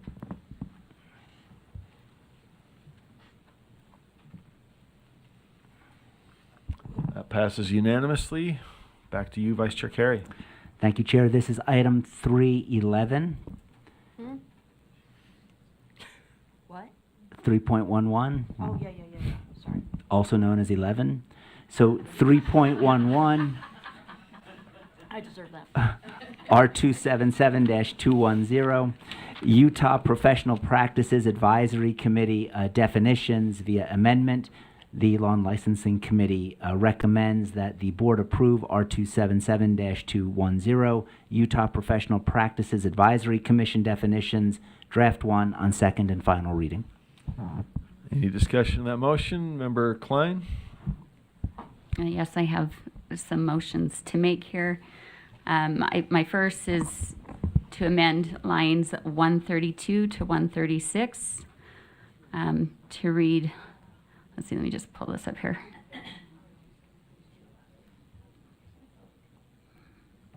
So to amend draft 1, lines 132 to 136,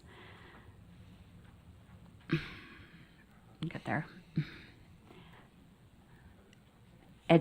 This is the educator misconduct definition. So it reads, educator misconduct means, and this part is all already there, unprofessional conduct, conduct that renders an educator unfit for duty. And then C is where things are added, conduct that is a violation of standards of ethical conduct, educator code of conduct, state code or state law, boundary violations, or professional competence as provided in Rule R277-217. So the additions are the educator code of conduct, state law, boundary violations. And then there was an extra word in there, let's see, performance. I took that out because it doesn't, it's just, it's kind of hanging by itself and there's not context around it. So it looks like it's not supposed to be there, unless somebody can add context to that for why that should be left in.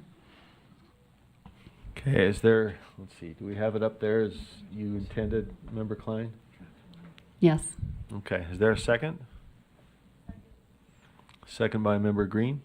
Okay. Back to you, Member Klein. Would you like to speak to the motion? Okay. Well, 217, educator standards is used, or educator misconduct is used throughout these sections, 210 through 217.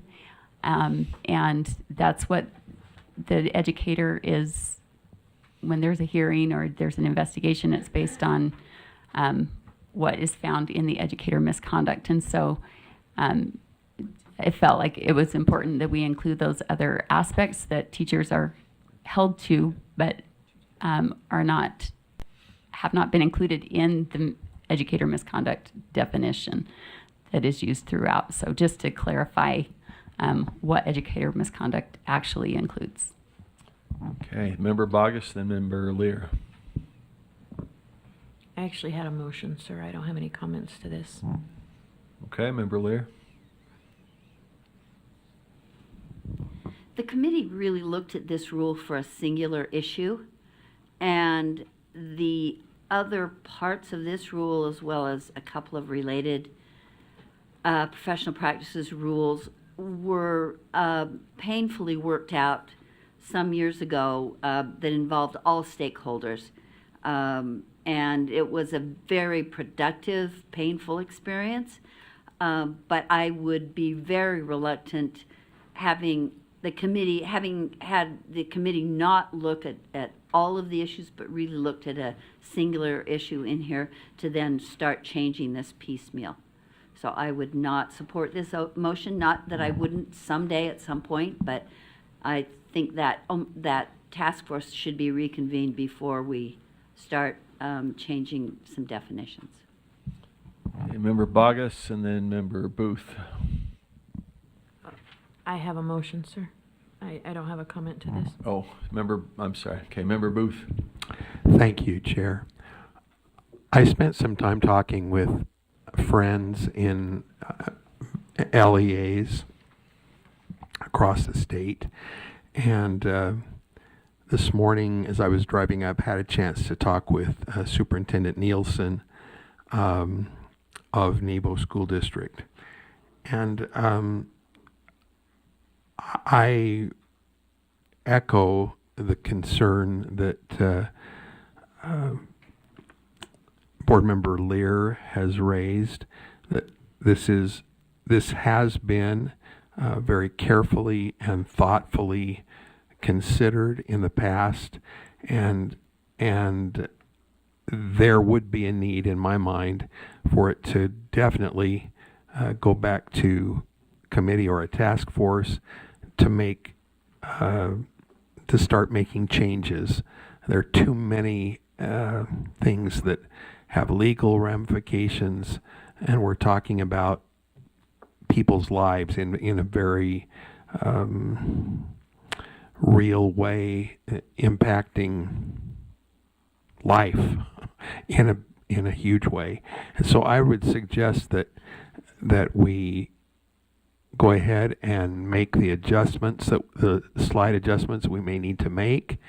And then if there are feelings on the board that this needs to return for further deep dives, then we do it in that way.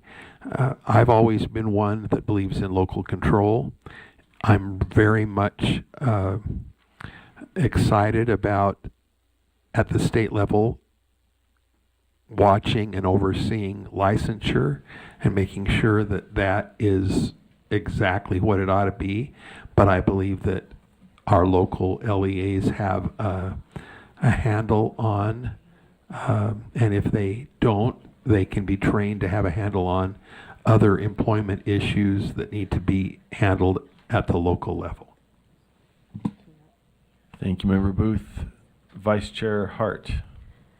I think this is going to have to go back to committee, so I'm making a substitute motion?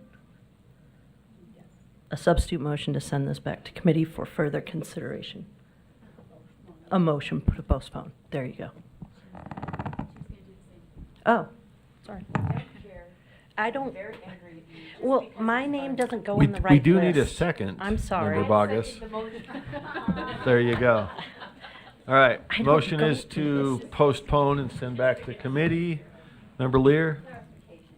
Indefinitely, not, No, I sent it back to committee. yes, but not necessarily in November. Oh. Could be maybe after a task force or after more discussion or. No, just when it goes back to committee, I think the committee should decide that. Oh, well, We'll assign it to the committee, and the committee decides what to.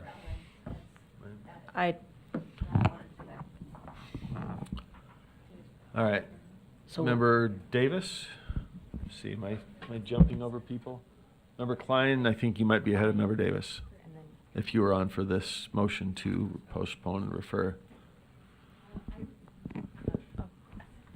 I would be okay with sending it back to committee. I feel like, as I was studying these different sections, I know 217 is coming up next time, and it feels like doing these first is putting the cart before the horse.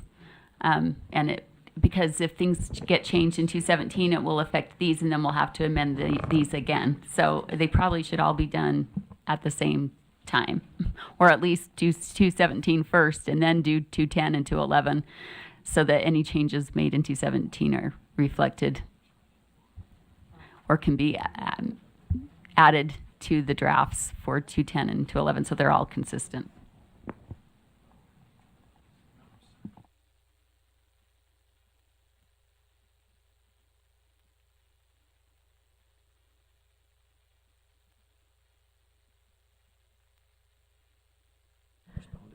okay. Yeah, as a preview, I agree. And as a preview of coming attractions, I plan to make that motion when it's appropriate, but I was told I couldn't bundle the motion. You know, I'm agreeing with you, but we can't postpone those until we get to them. Am I saying that right? Yes. Yes. Next up is item 211. The items So you're this is talking about. 210.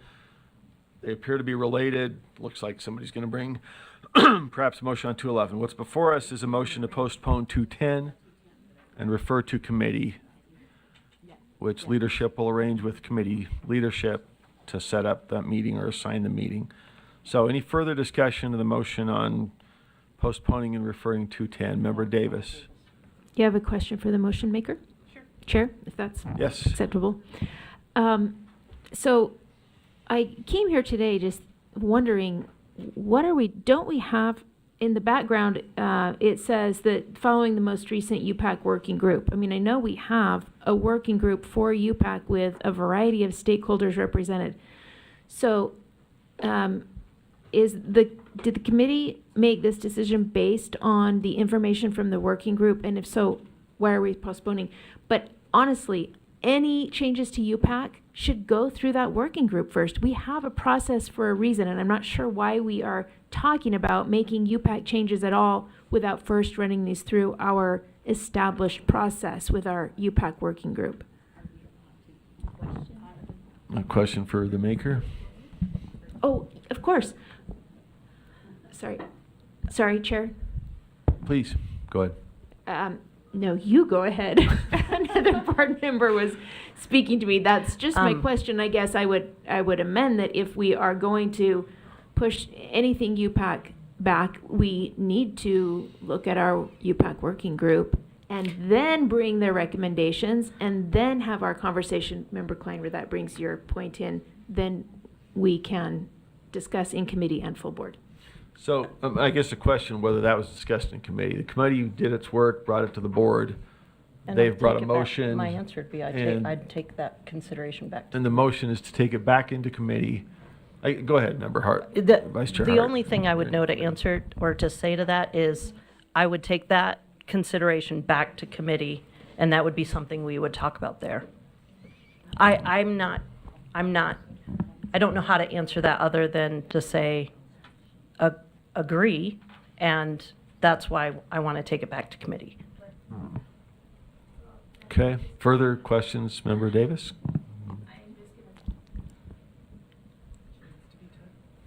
There we go. I'll make an amendment then that the postponement include convening the UPAC committee to discuss the UPAC changes, working group, and then those be vetted by the committee, and then those be brought to the board. Deputy Stallings or AAG Buse? Sorry? Got you. Thank you. Thank you for, while we're looking at the parliamentary point, Deputy Stallings. Just wanted to clarify, we don't currently have an active working group on UPAC. So we have the UPAC Commission.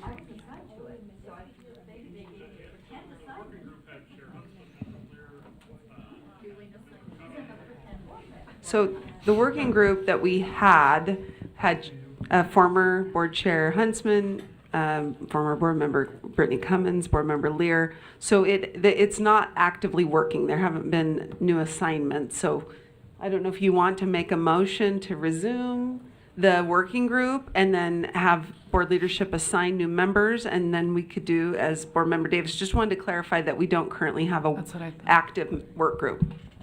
Vice Chair Earl. That's what I was going to say. I think once a working group is done, they absolve, so to speak, and then we call back up a work group as necessary. Is that, am I speaking truth? I think that's the case. Right. Okay, let's see who else is in line. Member Lear.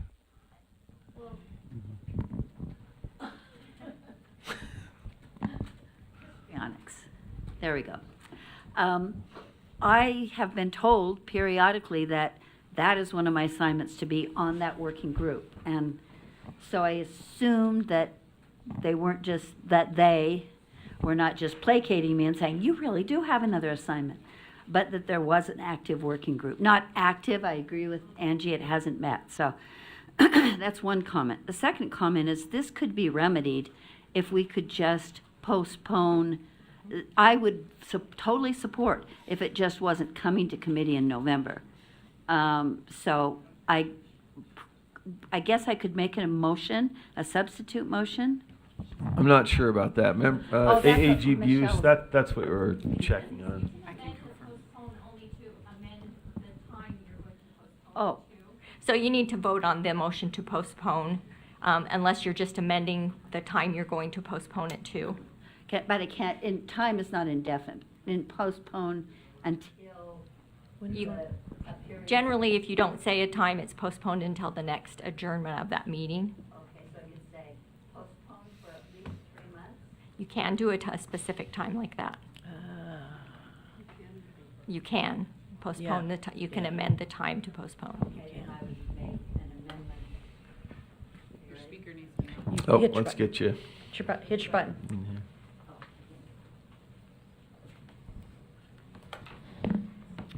Let's do it this way. I would move to postpone as a substitute amendment to, or motion, for at least 2 months, that gives those who are feel this is more urgent, that gives them some investment, and it also allows for leadership to evaluate the bigger picture. Okay, does that frame it, refer back to committee and postpone the matter for at least 2 months? Is that Well, refer State it. back to me, yes. I mean, can I take out, refer back to committee? And it's your just- substitute? Yeah, I just saying, You own it. I don't know that, Oh, am I wrong? Okay, I'm sorry. I can't. You can only change the time, so you can Oh, take that's what right. was already teed Okay. up and then just change the Let time. me, that's a postponement or a stalling factor that I think will work in the moment. And postpone the matter for at least 2 months, giving us time to reconnoiter. AAG Buse, does that look okay? It's in order? Okay. All right, so the motion's teed up, it's in order. Do we have a second? Hearing no second, we go back to, oh. All right, got a couple seconds. Okay. Member Lear, you've spoken to the motion. Does that frame up what you'd like to say? Okay. Discussion of the motion, Vice Chair. No, we have Member Davis first. Vice Chair Hart, or Vice Chair. Yeah, thank you. We all received an email on September 29th, so just like a week ago, with the attachment of our current USBE committee assignments as of January 13th, 2023, and the UPAC task force is on that list of assignments. So I just, like, however we figure it out, whether we convene a task force with stakeholders or we decide as a board we're no longer going to have this committee, but always in the past when we've worked through UPAC issues, it's always worked through this, what appears to currently still be a UPAC task force. If we don't want to do it, let's get that figured out. But there's wisdom in it. So I would suggest that we convene that task force. Thank you. Not as a task force, maybe in that structured way, but perhaps as a working committee. Okay. Vice Chair Hart, did you have a light? Vice Chair Earl? I was just going to confirm what Cindy said and speak truth to what Carol said. So that task force exists there. So, but it's a matter of looking at what that entails if we're going to do that. So. Okay, so the amendment to the substitute motion is that the board refer R277-210 back to committee and postpone the matter for at least 2 months. You have a question. Member Hart, Vice Chair Hart. Can I ask a member of staff, is this one of those continuation issues where we need to continue and then to avoid sunset? There were a number of those. No, this is not a continuation. However, Ben can describe, there is some time, there's a small amendment that did come out of committee, which was in draft 1, which without that passing leaves the UPAC commission in kind of limbo, and he can speak to it better than I could. Thank you. Ben Rasmussen, Director of Law and Professional Practices. Deputy Superintendent Stallings is correct. This is not a continuation issue. This is a matter of the rule amendment was brought forth to correct some confusion as to a couple terms that are used in the board's presumptions, namely whether or not boundary violations are repetitive or whether they create a pattern, because that has an effect on what discipline should be imposed. There's some confusion as to the meaning of that, and so we tried to address that narrow issue by bringing these amendments forth. That there is some concern that we address that so that confusion is taken care of, but legally it's not time sensitive.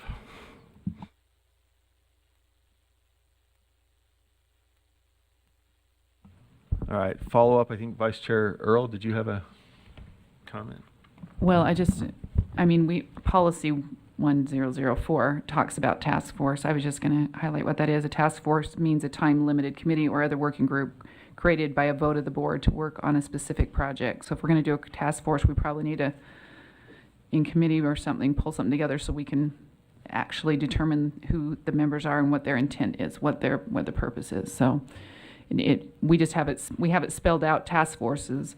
Members will be appointed as follows, and then there's just A, B, and C. So there's some criteria to it. It's not just, yeah. So I think probably we'll need to just have it in a committee or before the board next month so that we can delineate what those are, because the board needs to vote on it.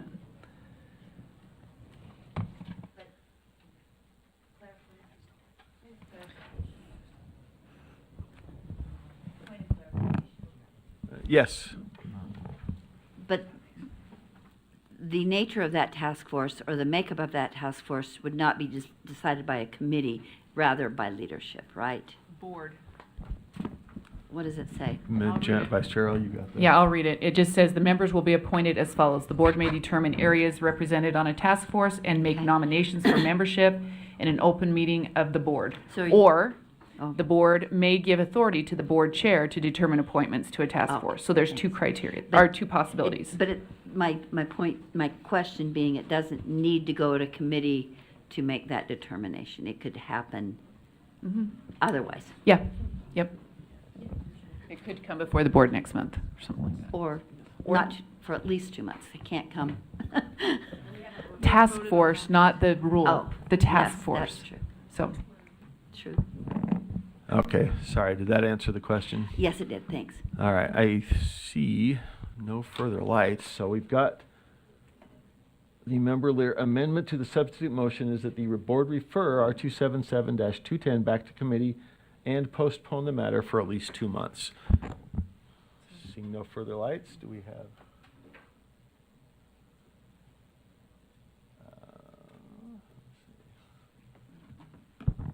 Deputy Stallings, did you have a point you wanted to make before we vote? My light's red.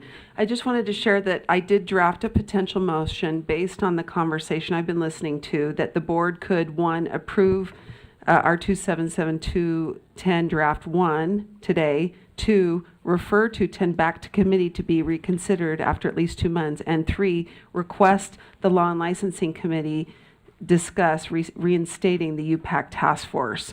So you could do all three of those things if you wanted to get the small issue resolved today and on its way, but then still maintain these more discussion of these more substantive issues through a potential task force.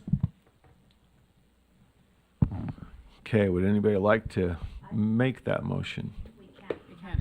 We that would not be in the nature of Michelle, AGBs? To postpone, you need to first vote down that motion to postpone that you have on All right, that right now. can't be an amendment to the substitute. Okay. And then go ahead and make this amendment. Okay. All right. That's not an amendment to the substitute. So what we have before us then, Member Davis?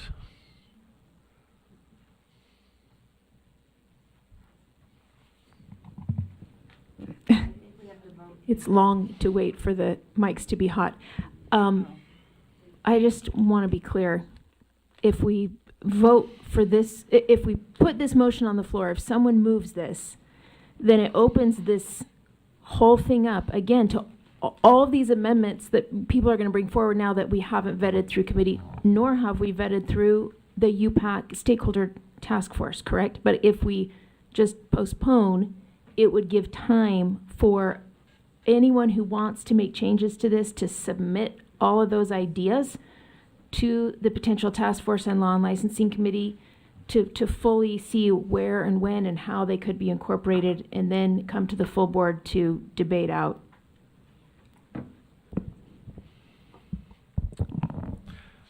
Okay.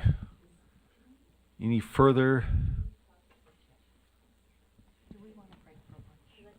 Well, let's bring this to a vote, and then we've got lunch waiting, but I think we've had a good discussion, and you don't want to bring...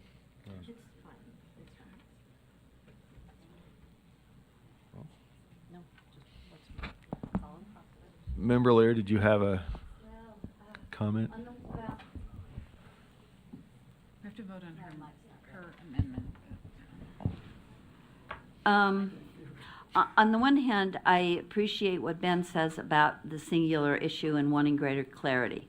On the other hand, I would like to leave the development of a task force discussion more open-ended than Angie's motion. And because I agree with Cindy, she was involved too, so she understands the depth and breadth of our process before. So let me scroll down one more time to Angie's motion. And I just am not, maybe we just amend, maybe what I need to do is amend Angie's motion. No, not right now, after we vote on this, so that it's more reflective of what we want to do. Could that happen, Cindy? I want to do that too. But Ben's issue is not unimportant.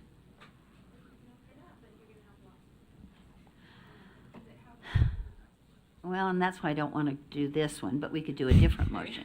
All right. It's all right. It's a procedural We difficulty. Fair enough. All right. So we have, once again, the motion before the body is Member Lear's. No? It's an amendment, right? Hold on. It's just mine, yes. Yeah, that's what's before us, is Member Lear's amendment to the substitute motion, correct? Okay. That the board refer R277-210 back to committee and postpone the matter for at least 2 months. All right, let us vote. It's just on the amendment. It's just on the amendment to postpone. Yes. Right, the amendment is adding the 2 months part to the motion to postpone.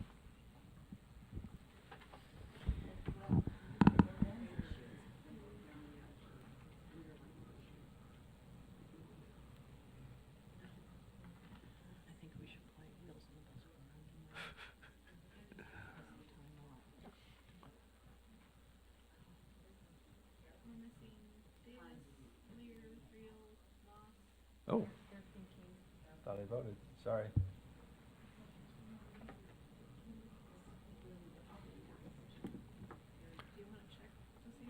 Member Hymas?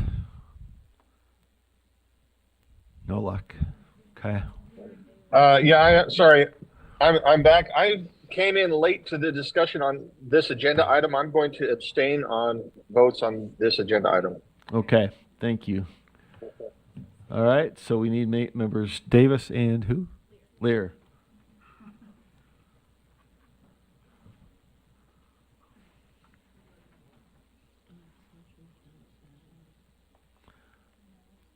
No, you need 8 yeses. Okay, one more. We need member, let's see, I don't know. I'm not going to call anybody out. We just need one more. 5 seconds. All right, we're still trying to work in the Jeopardy music. That'll come next month. There you go. Okay, fails 9-4 with 2 abstentions. Lear and Hymas abstaining. Davis, Green, Booth, and Norton voting yes. So that brings us back to the underlying motion by Member Hart, which was that the board refer R277-210 back to committee. And I see no lights, so let's vote on that one. Oh, Member Wood. We do have a light, excuse me, Member Wood. I called your name. I have a question. If we make the motion that Deputy Superintendent Stallings has recommended, could we add in 211 and 217 to that motion? I asked. No? Okay. Thank you. I tried. Okay, seeing no lights, are we teed up to vote? Let us vote.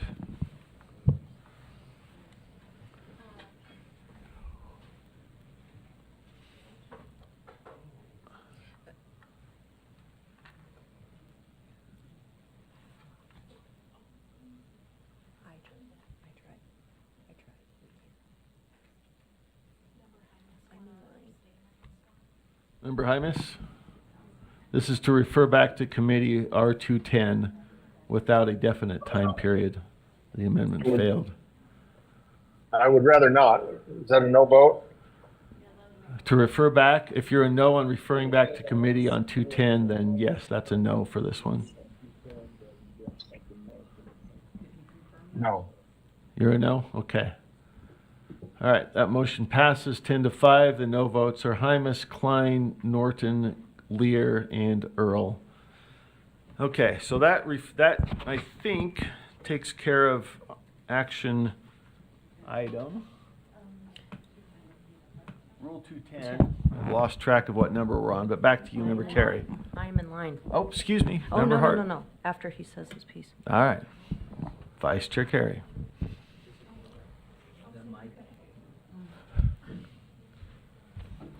The next item is item 3.12, also known as 3.12, R277-211, Utah Professional Practices Advisory Commission Rules of Procedure, notification to educators, complaints, and final disciplinary actions as an amendment.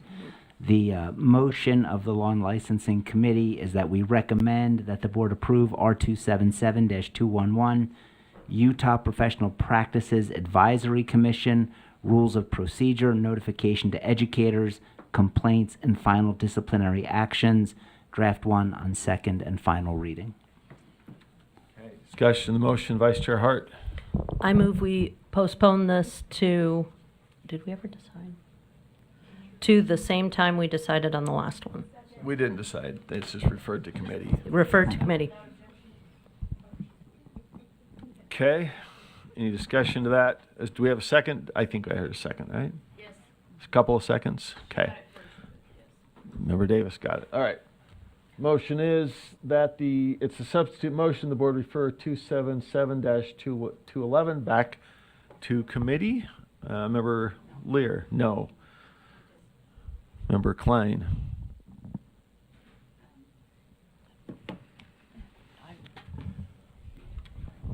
Okay. No comments. She's out. Okay. All right. Let us vote.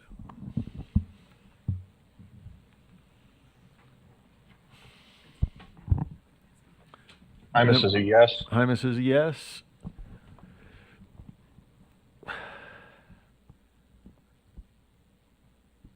And let's see, we've got one more. Member Straight? Sorry, I need to stop calling people out. I didn't mean to do that. Well, you're not calling them out. They don't realize. I know. Well, in some cases, they're just still waiting, and I don't want to shine a spotlight on them. So wait as we like. All right. So the motion to go to lunch passes unanimously. Not really, but that does get us there, I believe. Vice Chair Carey, does that conclude law and licensing? For the main body of your, do we want to do the second one before lunch or after? Okay. I have a motion. Yes. I move that the board convene a UPAC task force prior to the bills that were just postponed coming to committee. Bills. Rules. Thank you. Rules. Sorry, rules. Would we like to consider that after lunch, or do you want to consider that before we break for lunch? Not hearing anything. Is there a second? Second. Okay, we've heard a couple of seconds. So the motion is to convene a UPAC task force. Let's see how this is framed up in terms of your timing. I want to make sure you get the intent.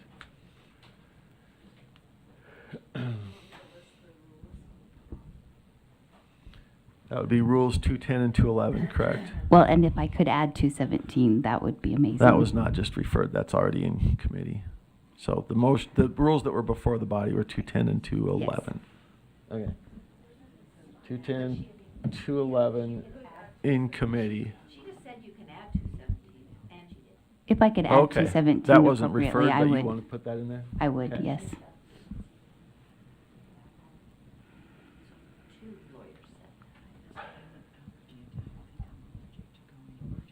So let me just ask a question. Is 217 technically part of UPAC? Oh, my God. Being part of the teacher standards? Okay, so that's the motion. Motion is to refer those three. We had a second? 2 or 3 seconds? Okay, discussion of the motion? Okay, I'll just say I think 217 is already under discussion. I think it's, okay, I'm just speaking. I'm just saying I think 217 is already midway through discussion. It's not a UPAC process, it's teacher standards, and is already going through committee. Member Davis, are you up first? Yeah, Yeah. I mean, I'll Sorry. speak to the motion. I think it's a wise motion, but I think that, you know, you have two choices now. Somebody can move that the structure involves these types of stakeholders or these types of people, or if they don't, then leadership will just choose some people to be on it. So board members just need to decide which way they want to go on this. Well, if you didn't put a time on this, so I mean, it's presuming that it's going to go before it comes to committee. So they are left really with an open ball if you want to just toss it and say to figure it out. Or perhaps we could make a motion that the structure of stakeholders looks similar to what it has been in the past. Whoever that's been, the state charter board chair and the teacher chair and the whatever chair, you know, I don't know what it's looked like in the past. I've never been on it. But maybe we move that it looks like that structure has been in the past to add some form to it, at least in position or organization. So is that an amendment, or we got member Carey in line over here? I move to do that. I feel like I'm going in the dark because I haven't been on it, but someone who knows or is familiar with it maybe could be better. Or I'll go ahead and make the motion and then we can discuss it. Let's see if we got it teed up there.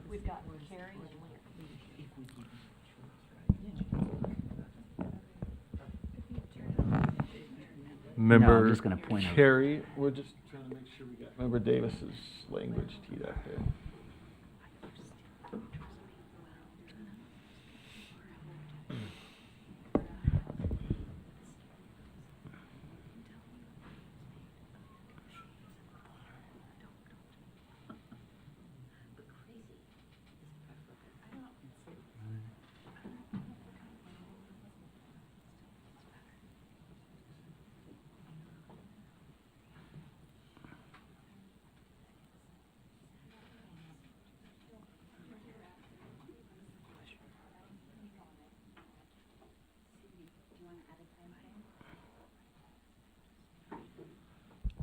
Let's see, we're getting that.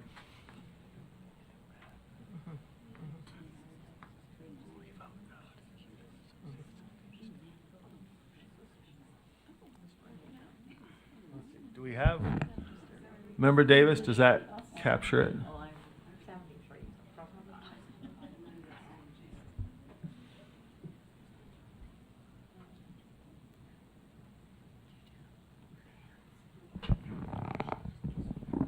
We got it up there? Work? Let's see. Okay. Oh.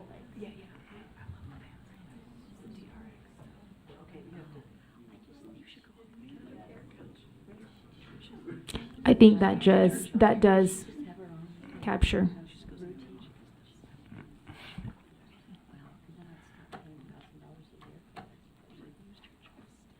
Oh yeah, we're still that close. Sorry. Member Carey, we got what you intended. It's been seconded to Member Carey. I just have 2 points of clarification. Vice Chair Earl shared something earlier, and I wasn't quite sure where she was pulling that from, but it was my understanding that our current board rules or policy require that this body appoint the members of the task force or give that authority to leadership. I want to clarify that first. And then my second point of clarification is when it says including similar stakeholder makeup, is there a list of those stakeholders that the board can currently look at to understand what that similar stakeholder would be? Position. Yeah, I would just like to know what that similar. Is that a Deputy Stallings question, or do we know? Sorry, Deputy Stallings. If you don't, Sorry? Oh, who seconded? It was Member Davis's motion, right? Whose motion? It was I think I did. Member Lear was on the second there. Okay. Would you? I think, yeah, either Deputy Stallings or I think Member Vice Chair Earl's got access to language. Yes, and so I do think the two most prudent options would be for the board to either request board leadership convene it, and then allow board leadership to make the determinations on the committee makeup based on the prior stakeholder makeup. I do not have the prior list right now. I'd have to do some research. If Ben were here, he might be able to pull it out quickly, but I don't have the list of individuals who participate on that task force readily available. If you wanted to postpone discussion till after lunch, we could do it. But the two things you could do, either the board request board leadership convene the task force, or you could request or defer this discussion to and have the Law and Licensing Committee discuss the makeup of the task force in their November meeting. I think I know. Any response to that? Member Davis? Yeah, I think I need to, if the second is okay with this and the body, I think I need to change my motion to amend, and it would be in Member Wood's motion, to change the word convene to create. And then when it says, including a similar stakeholder makeup as the most recent UPAC task force, and bring to the full board for approval or revision in November.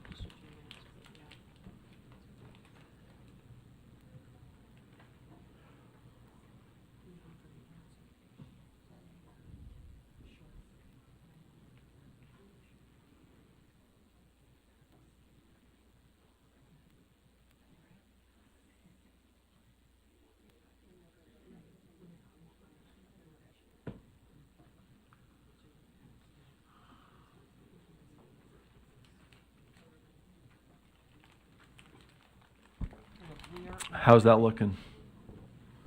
Hold on, let's make sure we got it teed up right, then we can get discussion. In November. In November.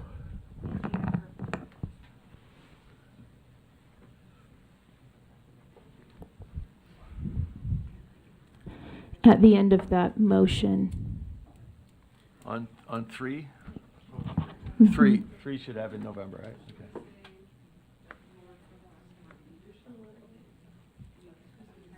Leadership.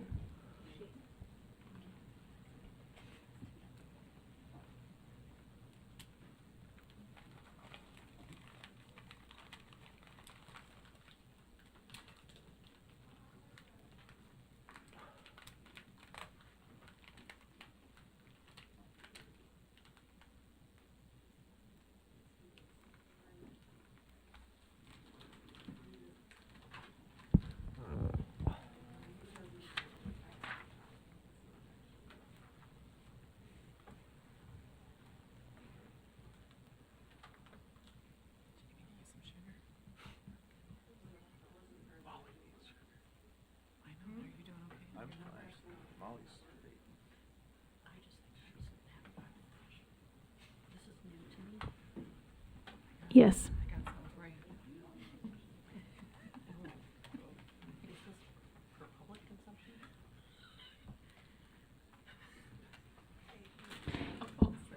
We got it? I'll say there's Okay. yeah we- going to we be got- pros we and got it cons, but framed I up. expect that to be fleshed out right now. Okay.